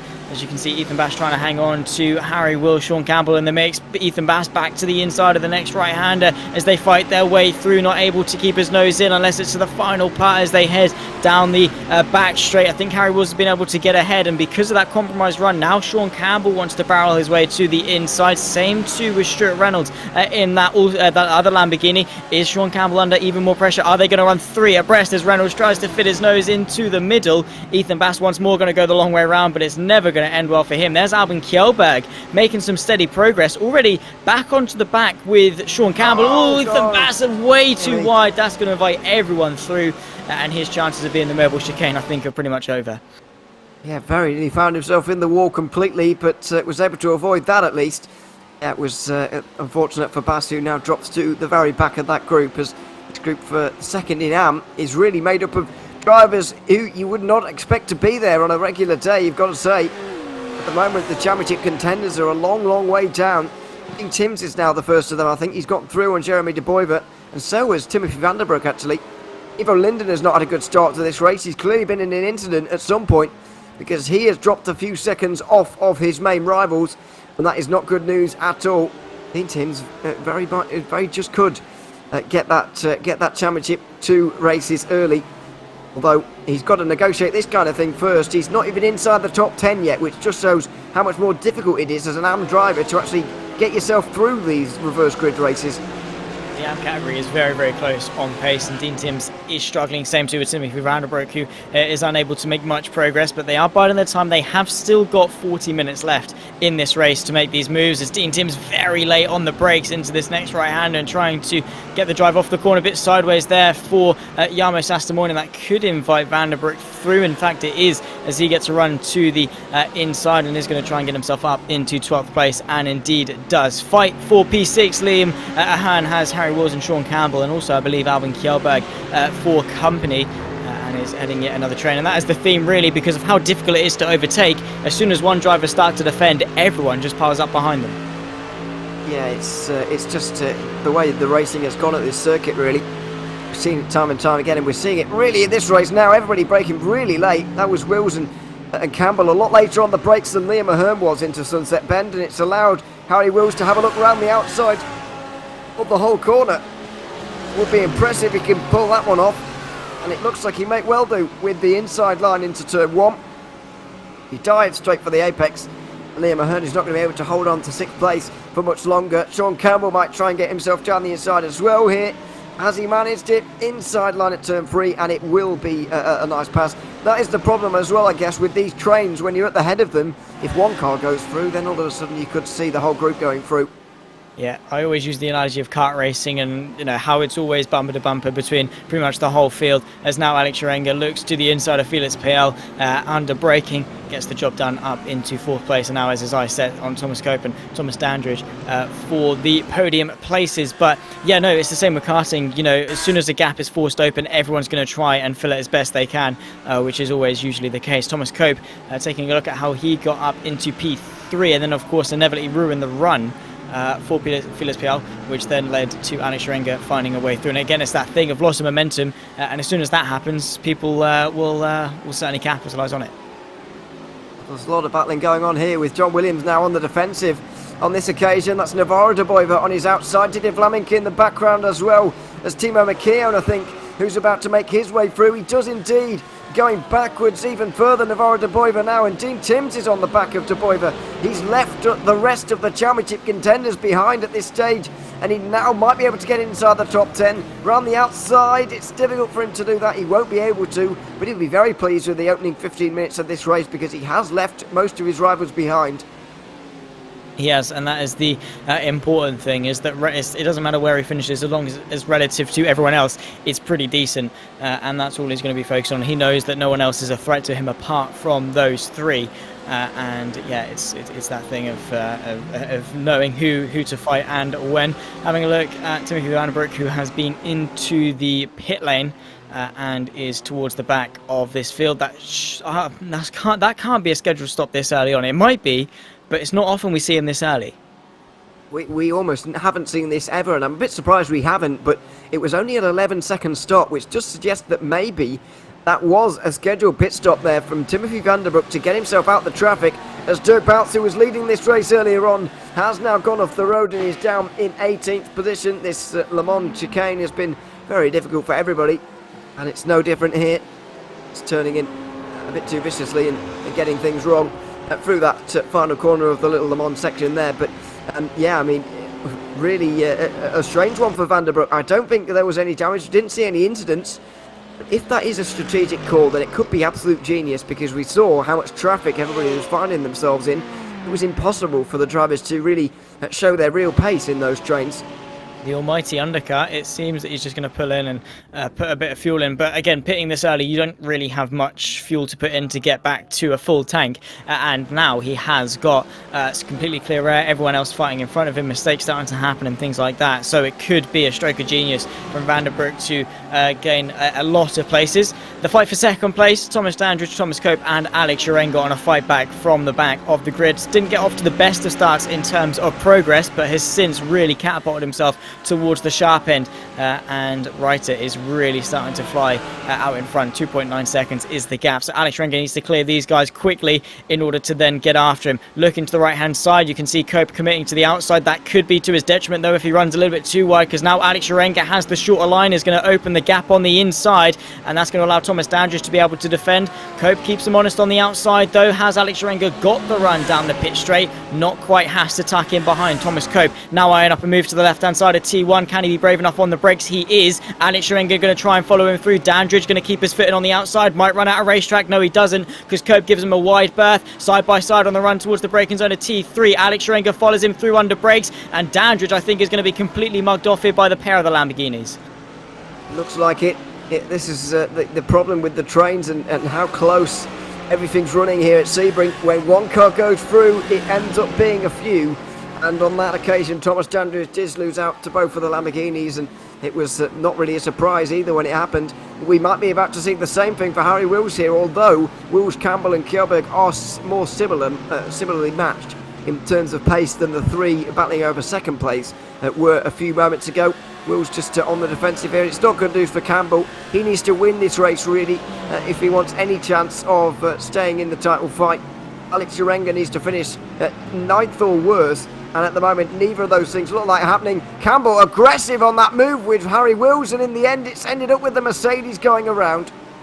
Oh, tough one to call. Harry Wills understandably not very happy with it, but yeah, aggressive. We'll have to take another look at it to see what really happened. You can see Harry Wills trying to keep his nose in around the outside, then obviously jumps the curb, unsettles his Mercedes, and around it goes. I think that Campbell gave him enough space, barely.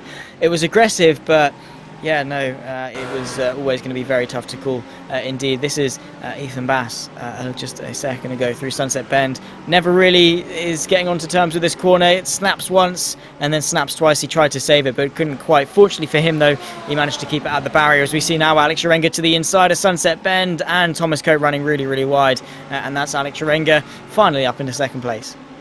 Nice move. And he's up into second within 20 minutes of this one starting, although Thomas Cope is not going to give up just yet. He's outside line, and that was close between the two of them. Around the outside is a long way at turn 1, although it is possible, certainly more possible than it is at Sunset Bend. But once again, not possible when you are battling Alex Urenga. Late on the brakes into turn 3 could work. Side by side between the two Lamborghinis, and Urenga giving a wide berth there. He doesn't want to get involved in any incidents at all here in this battle for second. And it looks like that is to his detriment now, as Thomas Cope, with the run around the outside at turn 5, has managed to get his nose in front and get in front entirely now, going towards the hairpin. There's a lot of weaving around, a lot of faking. But Urenga on the outside again, and not able to do it, so Cope putting up a lot more of a fight than maybe some were expecting.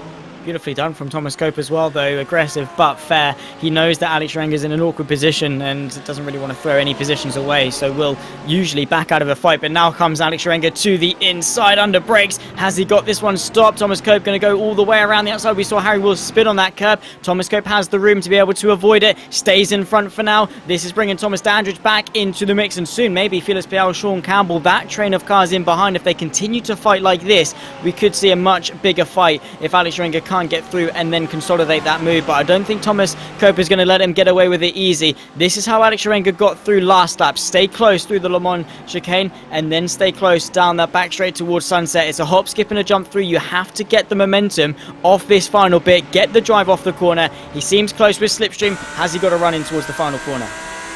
Well, Thomas Dandridge certainly hasn't. You can see the Mercedes there in the background fading further and further away, but Uranga's getting closer and closer into the final corner. Is he going to be able to do it? No, it doesn't look like it. He'll stay behind and wait for turn one maybe, as Pearl has had to roll over for Campbell and Kyobo to get through down the back straight. Cope has got a good enough exit there. It was a very good exit out of Sunset Bend, and it was certainly good enough to keep Alex Urenga at bay once again. This is all playing into the hands of Thomas Reiter. He's now over 4 seconds up the road from these two. He's getting away, and he needs all the advantage he can get on Alex Urenga by the time that he gets through. So, tell you what, don't count out Albin Kjellberg in this race. He is very, very close. Of course, he's on the back of Sean Campbell, who is only 2 seconds off the back of Thomas Dandridge, and you can now see them running through shot. They are very, very close. In the pit stop sequence, we could see Kjellberg try and find a way through. Of course, the more this fight goes on, the more it's a fight for second as opposed to a fight for first, but we will have to wait and see. But considering where Kjellberg was a few laps ago, he's done a fantastic job. Navarro de Boiva side by side with the Mercedes, who just comes straight back across. Bit of contact between the pair of them. Allwyn is going to come back and in, and that is Dean Timms, the championship leader in the AMS, getting into a bit of a skirmish, a really suboptimal one to say the absolute least. It was a clumsy thing from Dean Timms and has really put him out of contention in this race, in a race that he already struggled to find a way through. Around the outside of Bishop is difficult, and to be fair to Dean Timms, De Boiva there was very wide through Bishop, and I'm not entirely sure why he went near Dean Timms in the end, who ended up on the grass and straight in the wall. There you can see it. Did he have to come in straight afterwards? No. He stayed out, did Dean Timms, but he dropped down, and this could change the AM Championship entirely here in this race already. 59 points is his least score so far. Now, if he scores 22 or less than 22 points in this race, then it won't really matter too much. But either way, Dean Timms is going to lose points here, but I don't think you can blame him too much. Just look at where De Boiva's car is when they end up making contact. He's already heading right for that white line and right for the grass, when the racing line is nowhere near there, really. Yeah, true. It's always going to be difficult to run side by side through there. It takes a lot of respect between both drivers. Not saying that neither of them do, but it is difficult and mistakes can happen, drifting slightly wide and things like that. Still, though, we cut back to this fight for second place amongst the pros. Alex Renga still playing second fiddle to Thomas Cope, who is hanging on to second place very, very well with some good pace and some good composure. But the more they fight, the more, as we say, the likes of Sean Campbell, Albin Kjellberg get brought back into the mix. But yeah, Alex Renga, he's not being too aggressive. We've seen usually he gets this sort of move done in the pit lane. He'll come in a couple of laps later, a couple of laps earlier, usually later, to then get the clear track and then get the move done that way. He's not really one at this point in the race to fight to the nail for a position. So at the moment, I think he's happy just to stay in third place. And of course, from a championship perspective, he's still gaining points on his teammate Sean Campbell. So he's not too fussed either way. And this means, I guess, the second place does mean a lot more to Thomas Cope than it would to Alex Renga, because he's certainly, been on the podium a lot more times than Thomas Cope has. So Thomas Cope has got a lot more to gain, and Alex Renga a lot more to lose. Is all still getting very feisty amongst the AMs. Yes, Dean Timms is involved as well. There's a bit of damage on this car, but it's not holding him back too much. Nearly lost it going side by side with Thomas Pugh there, but he's been able to get through and still really can't see his rivals right now. We know Vanderbroek has been in the pit lane. What about the rest? Jeremy De Boiva's just been in the pit lane as well. They may have been making their scheduled pit stops early in this race, and if so, it's an absolutely genius call, but we're waiting to see if it works out in the end. Ivo Linden is just behind Dom Goodsell. You could see in the background of some of them shots, and you could see in that group with Dean Timms. So all of the contenders in AM are not having particularly good races, but I do get the feeling that Timothy van der Broek's early stop may have worked off an absolute treat there. And couldn't really done it at a better time. Some strategical genius because of the race that Dean Timms is having, and of course that incident he had a couple of moments ago. If he can pull this one off and pull a really good result out of the bag, those are some crucial points that he's going to be able to gain. So yeah, he's going to be using all the lucky charms that he's got in order to find his way towards the front of this AM field. There's Michael Patterman going a little bit wide there and not having the best of runs through T1. Very easy to do, of course, as it's a very wide entry, and then of course it tightens up a little bit on the exit, and it's a really fast corner as well. So yeah, it's no surprise that we're seeing a lot of mistakes through T1. We have indeed, but luckily not on lap 1, which was expected a little bit more, but thankfully that hasn't happened. Further up the front, Thomas Reiter's lead is certainly being cut into quite deeply now as we head towards the halfway mark of this race. Thomas Cope is still fending off Alex Urenga, but I think the championship leader has realised that staying behind is probably beneficial here, as they're both catching the race leader anyway. You can see the field all still staying very close here actually. It's something we don't see very often in the pro field, especially in race 2. However, Thomas Cope is basically doing the heavy lifting here, and Alex Urenga has decided it is worthwhile sticking with this and just staying behind Thomas Cope. The battling was costing them too much time. Now they've stopped it. They've almost cut Thomas Reiter's lead in half. They have a look on that last lap.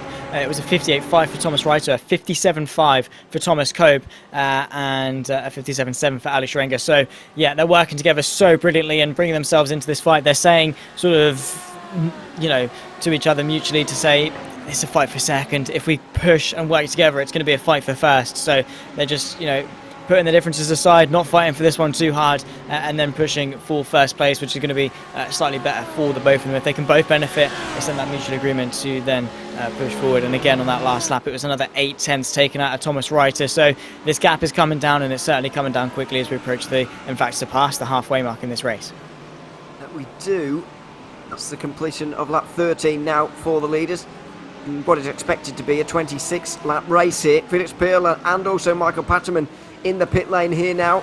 So some early stops in pro as well, but not as early as we've seen in AM with the likes of De Boyver and Van der Broek as well, who have made such early stops here in this race. And Van der Broek is about to catch the back of the AM train really with all the drivers in it, so he might just be able to, or might be about to lose a fair amount of the time that he just gained in the pit stop phase. But obviously we'll wait and see. There is Pearl and Patterman, and this is the disadvantage with being in the pro field and making an early stop, because you do actually come out amongst the AMs, which doesn't really help you at all. It doesn't, not a single bit, and we've seen it time and time again with drivers trying to go for an undercut, getting caught up amongst some AMs, and then having to fight their way through, because the AMs have got no obligation to dart out their way like it's blue flags or anything like that. They're still holding firm for their track position, so it really does make it awkward for some of the AMs going for an early stop, which is often why we see the likes of Alex Urenga and people like that going longer, as to avoid that carnage, usually waiting for the AMs to come into the pit lane, as we see Sean Campbell on the back of Thomas Dandridge still trying to find his way past, and then he can press forward and try and get after his teammates. Same too with Albin Kjellberg. But yeah, strategy is always a very, very interesting prospect in these races, even though it is only 50 minutes and only one pit stop. But yeah, Sean Campbell now to the inside on this back straight towards the final corner of Sunset Bend. It should be a fairly easy affair. Interesting to see though what Albin Kjellberg will do, and if he's pretty eager to try and follow Campbell through, and it seems that is going to be the case. But Thomas Dandridge is certainly not giving this up easy. He's not going to. Very wide in the end, and Kjellberg nearly sailed into the side of him, but thankfully everybody had the presence of mind to avoid contact. It looks like Dandridge is just going to lift off slightly and let those two have it now. They do it, and he does indeed. So that battle for fourth just peters out, as you expect really, because yeah, it's not really Dandridge's battle to fight at this point. Campbell and Kjellberg know that they're quicker, and Dandridge realises that as well, and so he's almost let them through there really, into 4th and 5th place respectively. Other than that, not really too much happening in the pro field, because there's no real need to fight all out in the positions that the drivers are in for the moment. When Thomas Cope and Alex Urenga get themselves up towards Thomas Reiter, then we could see some fighting up here. But then again, the gap is not too big even now, only just over a second. And I guess 10 minutes ago, Thomas Reiter will have been dreaming of maybe a race win, but I think those are evaporating now. He was clutching on to the fact that people were going to be fighting behind him. This is James Slates. Ooh, maybe a bit distracted by the BMW in front of him running wide and not too much on himself and loop around that Porsche, unfortunately for him. But yeah, now it's a reality check really for Thomas Reiter. It was a good run up in front. Maybe he might hang on to it. Who knows? We'll have to wait and see how it goes. But yeah, with Thomas Cope and Alex Urenga breathing down your neck very soon, it's going to be a tough ask in order to stay in front. It depends how hard he wants to fight it as well. Does he try and fight tooth and nail for the race win, or does he let them both through and try and consolidate the best result that he can? Because of course the more he fights, the more people he brings into contention, and like we see oftentimes with Ethan Bass, the further down you actually fall. Yeah, well, speaking of Ethan Bass, actually, he's gotten through and Harry Wills here, by the looks of it. And Harry Wills, I think, dropped behind Liam Mahern as well. Has he been off on this lap? Could well have been. Could well have been at Tower Corner. That was just a bit too wide and a big spin. Oh, and a nose into the wall as well. And for this season started off so well for Harry Wills. It's been going a little bit better in the US Championship, but even there, he's struggling to stay in touch with Sean Campbell at the front of that championship. And I'm afraid Harry Wills' consistency letting him down a little bit, and this is another race where he's been off the road. Yeah, it's tough really for Harry Wills, and yeah, he's a driver that really has got some fantastic pace. It's just the occasional mistake and lack of consistency that really can let him down. Sometimes not his fault, but other times, yeah, just clumsy things like that do sort of let him down just a bit. This is how close they are now, 1, 2 and 3 in the pro category. Thomas Reiter leads Thomas Cope and Alex Urenga, but that gap has come down very, very quickly. A further 7 tenths on the previous lap from Thomas Cope and Alex Urenga, who are absolutely charging on this Audi in front, who has pretty much led from start until now. 30 minutes into this race, 20 left to go, still waiting for the pit stop cycle as well. But yeah, Thomas Reiter going to be coming crashing down to earth when he sees these two charging Lamborghinis on the back of him. But Thomas Cope is going to have to make quick work of him in order to try and keep Alex Urenga behind. And Thomas Reiter, not a bad driver either in his own right, by the way. Still 6th place in this championship as things stand, so not a bad driver at all. But yeah, it didn't take him long to get ahead of his teammate Felix Pearl at the front of the field.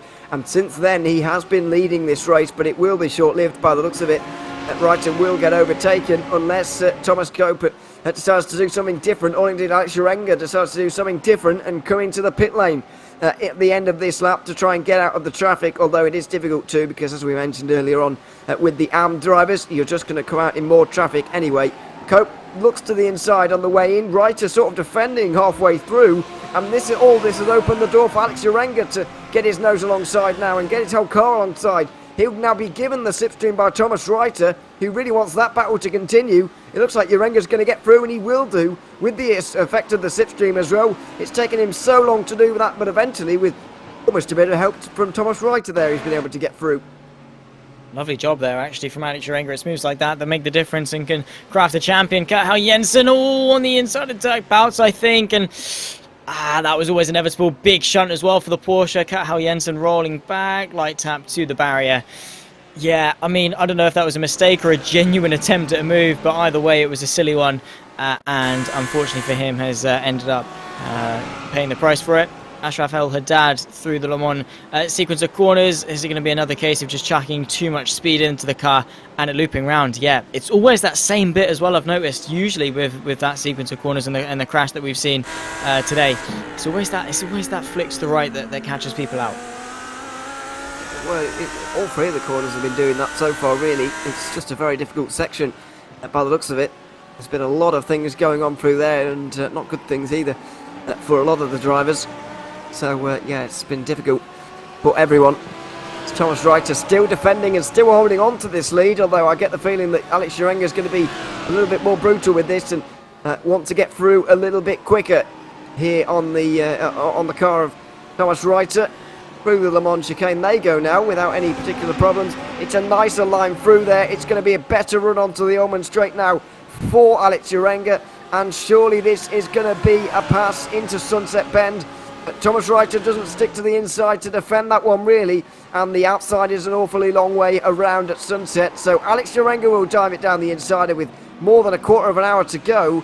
But the championship leader now takes the lead and is well on his way to the title. is Thomas Cope, though, into the pit lane on that lap, so that'll be interesting relative to R.A.W.S, how things stand. Albin Kjellberg and Sean Campbell have made steady progress onto this lead train as well. The gap now only a couple of seconds back on Thomas Reiter. You can see the two of them have worked together really, really well, but we have got the vast majority now of the pros coming into the pit lane, so we expect the likes of R.A.W.S, Thomas Reiter, Sean Campbell and Albin Kjellberg to find their way down the pit lane as well. But yeah, R.A.W.S with a really good move, got past Thomas Cope and then got past Thomas Reiter just about a lap or so after, which was really, really important. Now he's got some fresh air, and well, as soon as R.A.W.S gets a bit of clear air, you know it's going to be dangerous and you know it's going to be quick. He is going to be very quick here in the final quarter of an hour, you would imagine. Lots of pit stops being made, by the way, especially in the AM category right now. Simon Dodd, David Kamano, John Williams from the top three, all into the pit lane at the moment. Is Dean Timms going to follow suit with Ivo Linden as well? You get the feeling these guys are reaching the limit of how far they can go, although Dean Timms clearly thinks it's a bit further, so does Linden. Where's Vanderbroek going to be? Still out ahead of all of the drivers who have pitted so far, but I think Simon Dodd at least is going to retain his lead over Vanderbroek. We'll see how many drivers actually do.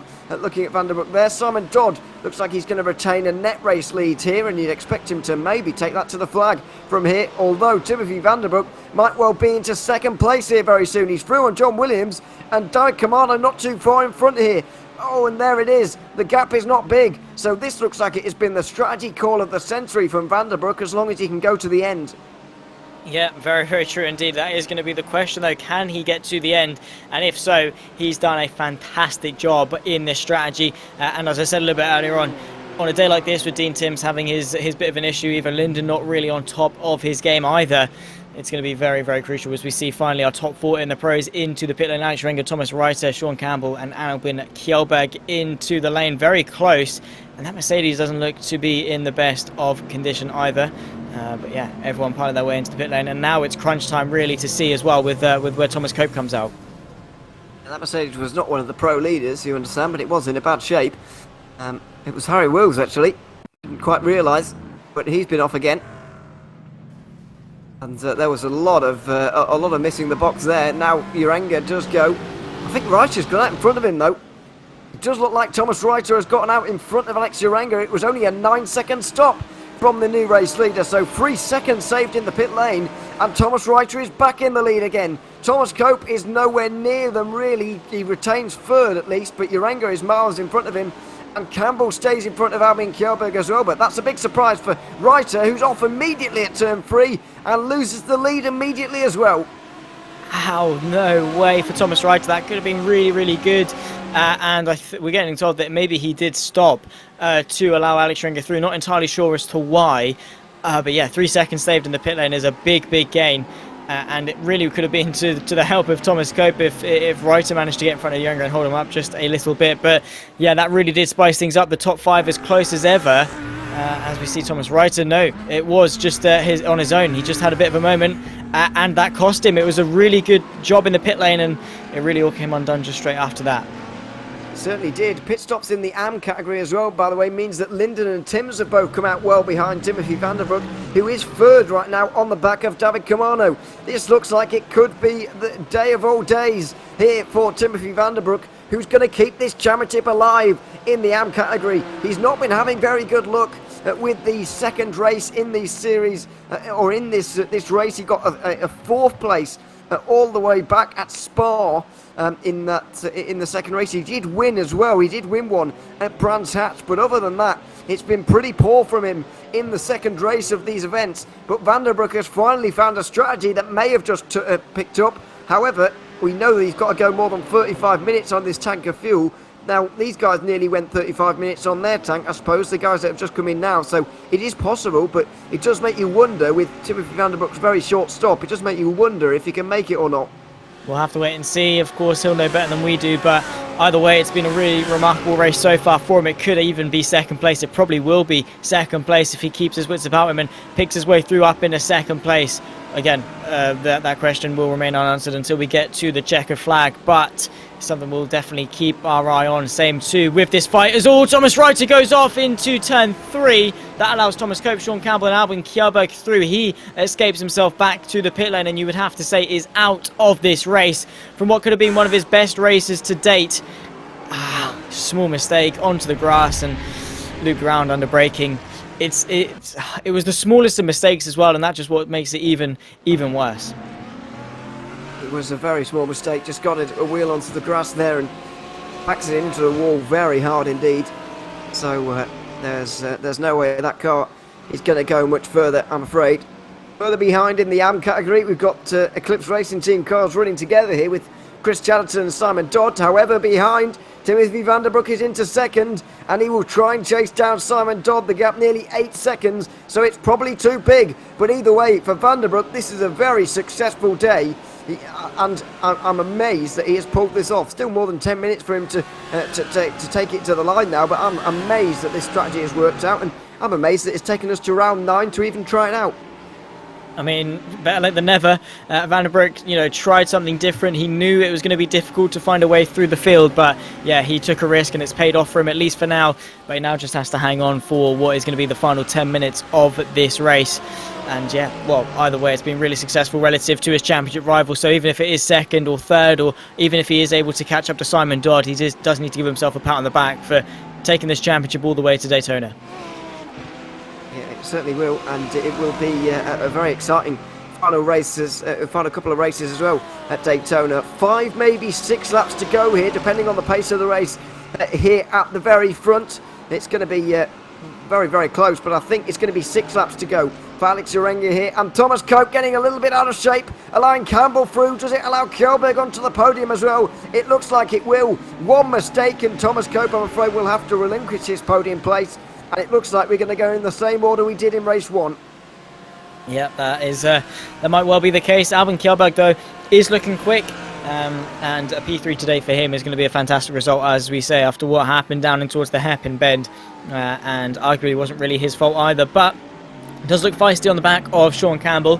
Thomas Cope is still there in the mix as well. It was a small mistake, but you have to say this now is a fight for second, as Alex Urenga absolutely flying out in front. His pace is phenomenal, and the gap to match as well. 3 seconds, a little over 3 seconds, and with only 9 minutes left to go in this race, it's going to take a mistake from Alex Urenga or a miracle drive from any of these three, Sean Campbell, Albin Kjellberg or Thomas Cope, in order to close that gap. This is Vanderbroek, comfortably ahead of David Camano. They're not making convincing gains on Simon Dodd, but I don't think he's too fussed because of the absolute insane points all that he's going to get over Eva London and Dean Timms down in 7th and 8th. At the moment, Timothy Vanderbroek would gain 14 points back on Dean Timms. Now, coming into this race, he was 33 behind, so it would more than half this gap between Vanderbroek and Timms. Still a little bit more maths on the AM Championship as well, by the way. Linden is in front of Timms because he also did a slightly earlier stop. Let's remember, Linden was in... well, actually, he was in at the same time as Timms, wasn't he? It was De Boyver who came in a bit earlier, and he's in a bit of danger, actually, with regards to keeping this championship alive. He's going to leak another 3 points. So it is still alive for him, but that would mean, the way that it is right now, would mean that he has to win race 1 and race 2 at Daytona to win that championship from there. And you've got to say that even for a great driver like Jeremy De Boyver, it's going to be very difficult to do that, especially in an AM category that is so numerous and so competitive. All it takes is a good day in the office for him and a bad day in the office for everyone else. Anything can happen, especially in championships as close as this one. Stranger things have happened, so we'll find out in a week's time when we go to the final 2 races of what has been a fantastic season of racing across both the Pro and the AM categories. It's going to be a shame to see it end, but yeah, it's going to be a grand finale, I am sure. Still between these 3, Sean Campbell, Kjellberg and Thomas Cope. In fact, actually, we have to turn our attention a little bit further back because Liam Mahoney was running really well earlier on in this race, falling back now to only fighting Ethan Bass for P8. Back up the inside of turn 4, now into 5. Ethan Bass holding strong in that Ford GT. They have to be careful of the Audi of Michael Patterman as they run 2 abreast now through this long right-hander towards the hairpin bend. He's on the inside, should be comfortably through on the inside. You have to say Ethan Bass doesn't really have much of a hope to go the long way round, but if he's brave on the brakes, he might be able to keep the momentum going. The Mercedes pinched on the curb too, and Ethan Bass really practicing his defending today. Well, he's had to do a lot of it, and he's had to do a lot of battling as well here, but he looks like he's finally going to come out on top in this one. Ahern still side by side with him. This is a remarkably long time for these two to be battling so hard, and they're still going at it into turn 10 at Cunningham. And now finally with the inside at Collier, it looks like he's been able to do it. Oh, there's contact with Patterman. Patterman gets into Liam Ahern, who goes around, and it's a shame to see that battle end like that, because the amount of side-by-side we saw there was something we haven't seen all day, really, I'm afraid, for Liam Ahern. It's not ended well, and he's back down to 10th. Such a shame, and it was again the slightest of things with Michael Patterman. And again, that's the difficulties of running second in a train. You're having to look forward to attack, backwards to defend, and sometimes you do just get a little bit crossed, and those things can happen. Those things will happen. It's motor racing, and yeah, it is always unfortunate to see, but that's what we sign up for when we go racing. But yeah, for a day that could have been so wellly poised for Liam Ahern, it's unfortunately ended in disaster. Because he was running really well. He was sort of matching the pace of Alex Sharenga a little bit earlier on, but yeah, it's just come undone for him. And again, that's just how quickly things can turn on their head. They can turn around very quickly indeed. As we go on board with Albin Kjellberg, who I was expecting to get left behind by Sean Campbell here, but that's not happened. And with just over 5 minutes to go, the two of them are fighting it out. I think it's going to be 3 laps to go at the line. It's going to be very, very close. But I don't think Sharenga's going to slow down to make this race one less lap than it otherwise might have been. So that could prove difficult for Timothy Vanderbroek in the AMS, but we'll wait and see on that one a little bit later. I think they're still trying to apply the pressure to Campbell, but it's going to be hard to really do much, especially going wide at Tower Corner like that, but also because Campbell, of course, knows that he can't really do anything else in this championship now. I think he will have accepted his fate, and that Sharenga is not going to finish in 9th or lower in this race by the looks of things, and it looks like it's going to be sealed with 2 races to go. Yeah, I mean, it's been the case. Sean Campbell, it has been quick, but not quite Alex Sharenga quick. We've seen on a couple of occasions where Sean Campbell has just opted to play second fiddle to his teammate, and yeah, it's just allowed Alex Sharenga to be so dominant.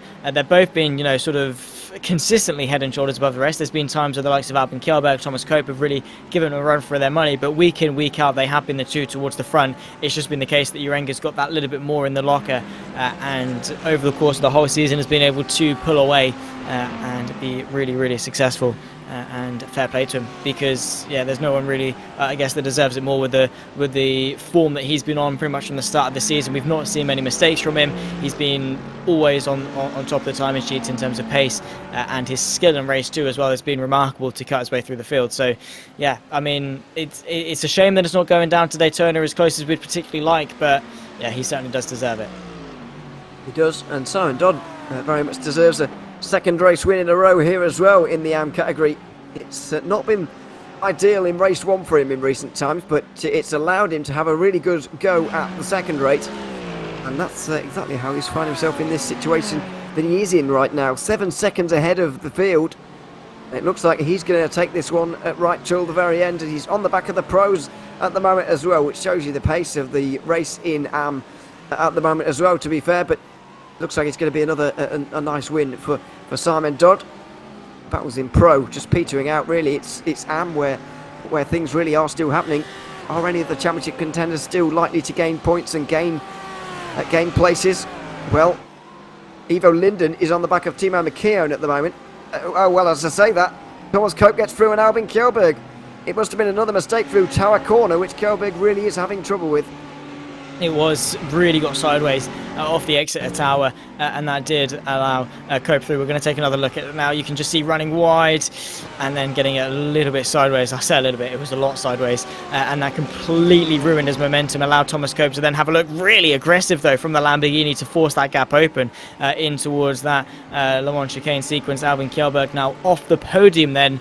And again, he really is his own worst enemy. He's really been up there, really good in terms of pace, but sometimes has just let himself down a little bit. He's no mean slouch at all in terms of driver capability. He's fantastic, but yeah, it's just small things like that that do add up and do cost him. He's still in the mix, still a lap to go. Maybe this could be the white flag lap, or is it the penultimate lap? Not entirely sure, but yeah, still not over. But yeah, Thomas Cope's certainly not going to be complaining at all. Looks like the penultimate lap, but it's so close it could well turn into the last one if Uranga just slows down a bit, but he probably won't. You wouldn't imagine. He hasn't got that much of a gap really in this race. He has had to work harder for this one than he has at some others in this championship this season. But either way, it's another pretty it's a bit of a formality really. We'll put it that way.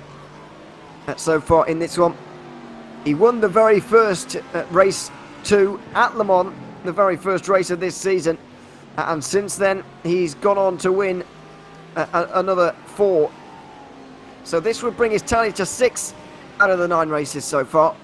And it's a lap of honour pretty much for Alex Uranga at the moment with only seconds remaining on the clock.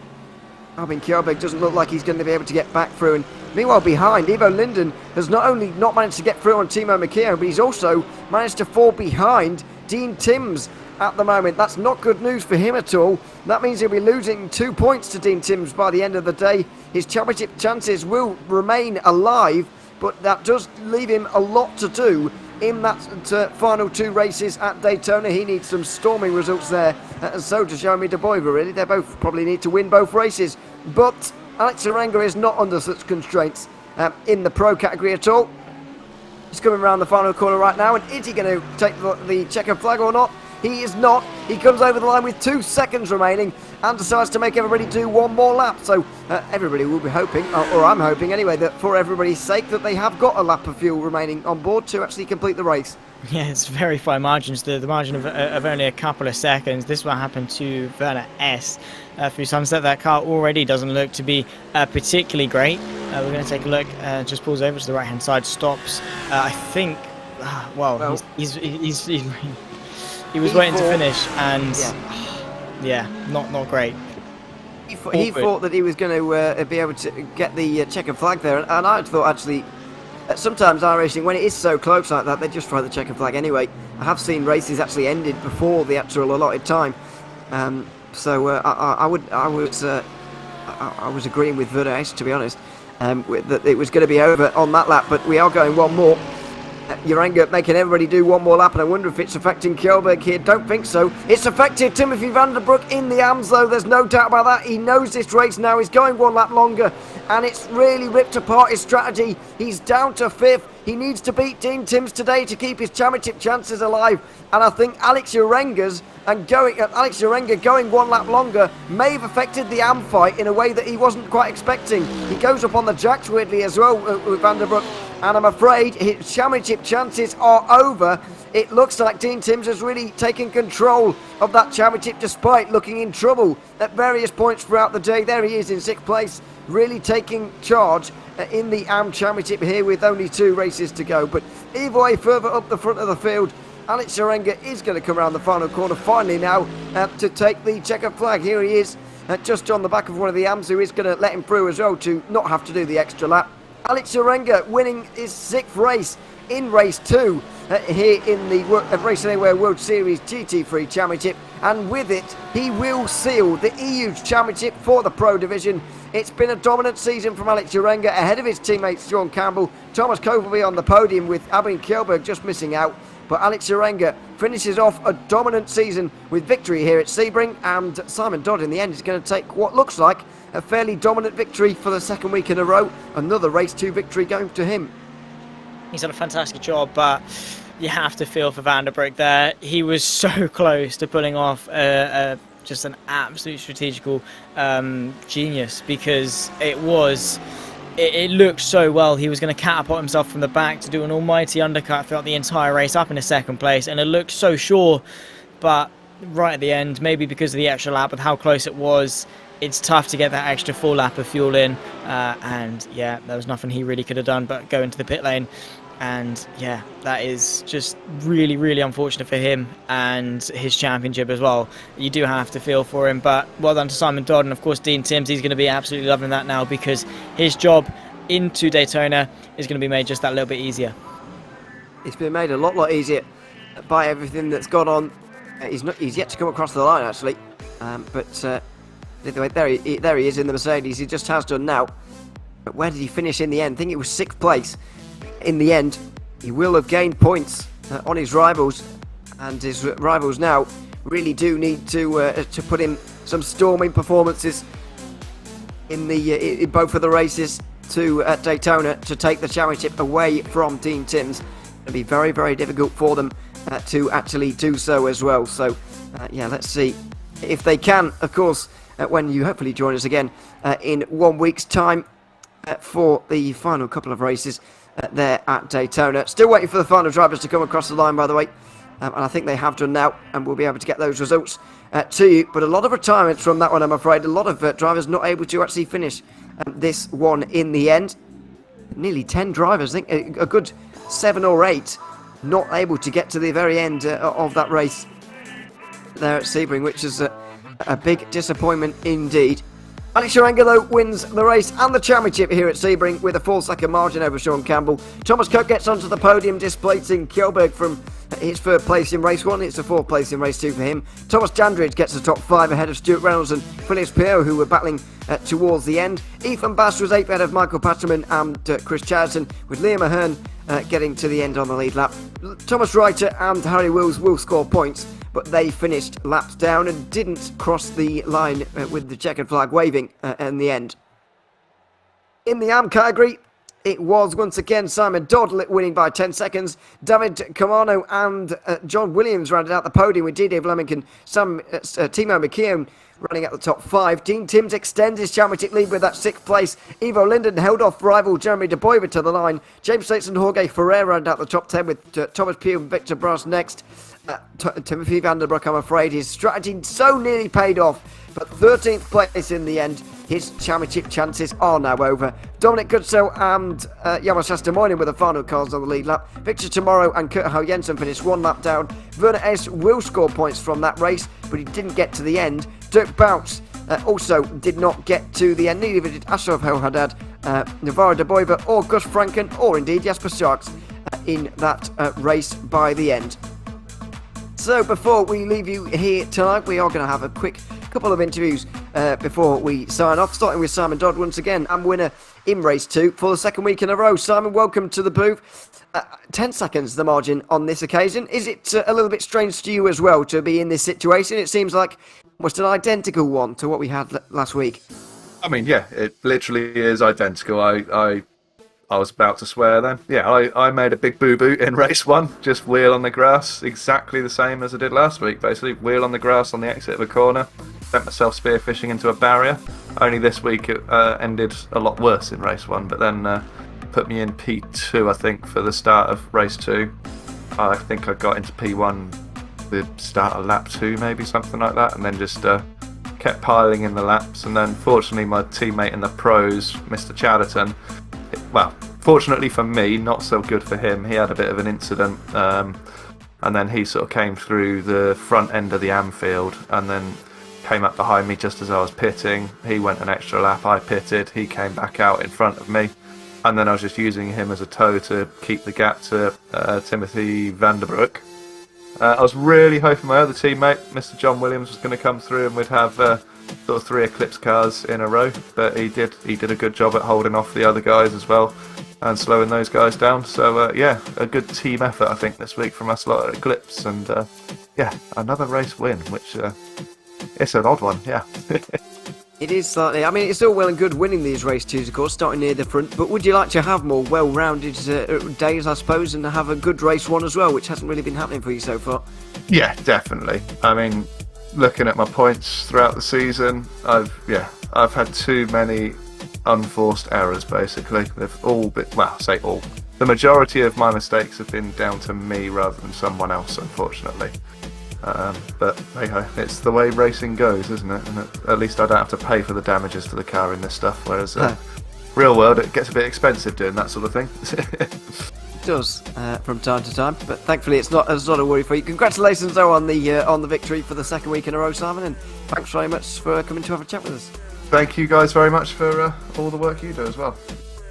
No problem at all. Simon Dodd victorious here at Sebring in the AM category, and we're going to go up to the pros as well before we sign off. Thomas Cope joining us, third place here in race 2 for you, Thomas. It was a fairly interesting last few laps, actually, between yourself and Albin and Sean Campbell as well. And just tell us a little bit about that final lap and how you stole that third place away. Yeah, Albin made a little bit of a mistake, capitalised as much as I could, dove the inside. Was very optimistic. I think he saw it coming and gave me the position sort of thing going into the corner. I thought I could have something at Sean on the final lap, looking at the delta going up on the back straight up into Sunset. I thought I could have a run, but I made a few mistakes along the line in the final lap, and he pulled enough of a gap that I couldn't get right up in his tail into Sunset. I mean, I have to say, throughout certain parts of the race, certainly to us, it looked very, very difficult to overtake, actually, at some points. So was that a feeling you guys actually got in the car as well? Because I have to say, I was a little bit surprised with how difficult it turned out to be. Yeah, it's definitely a very difficult track for overtaking. It is almost one line throughout the whole circuit, and the exit and entries of corner, you set up through one corner to get a good line through the next corner. So it's typically a one straight line. There's only the back straight to Sunset if you get a good run and into T1 really. And those RSR guys did an amazing job with their setup. I mean, they had some really good straight line speed that you couldn't attack into the two key points, and then they were able to keep the cornering speed through the corners to stay with you on the straights. So that's why Alex and Sean did a really good job in those cars through the corners and could easily keep it on the straight lines. They certainly did do a very good job indeed, but so did you, third place here in that second race indeed, so congratulations on that, Thomas, and we look forward to seeing you one last time for the final race at Daytona. Yeah, thank you guys, thank you for the broadcast, thank you for the season. Thanks very much. Thomas Cope, third place here in race 2 at Sebring in the Pro category. Well, that is just about going to do it for us here this evening.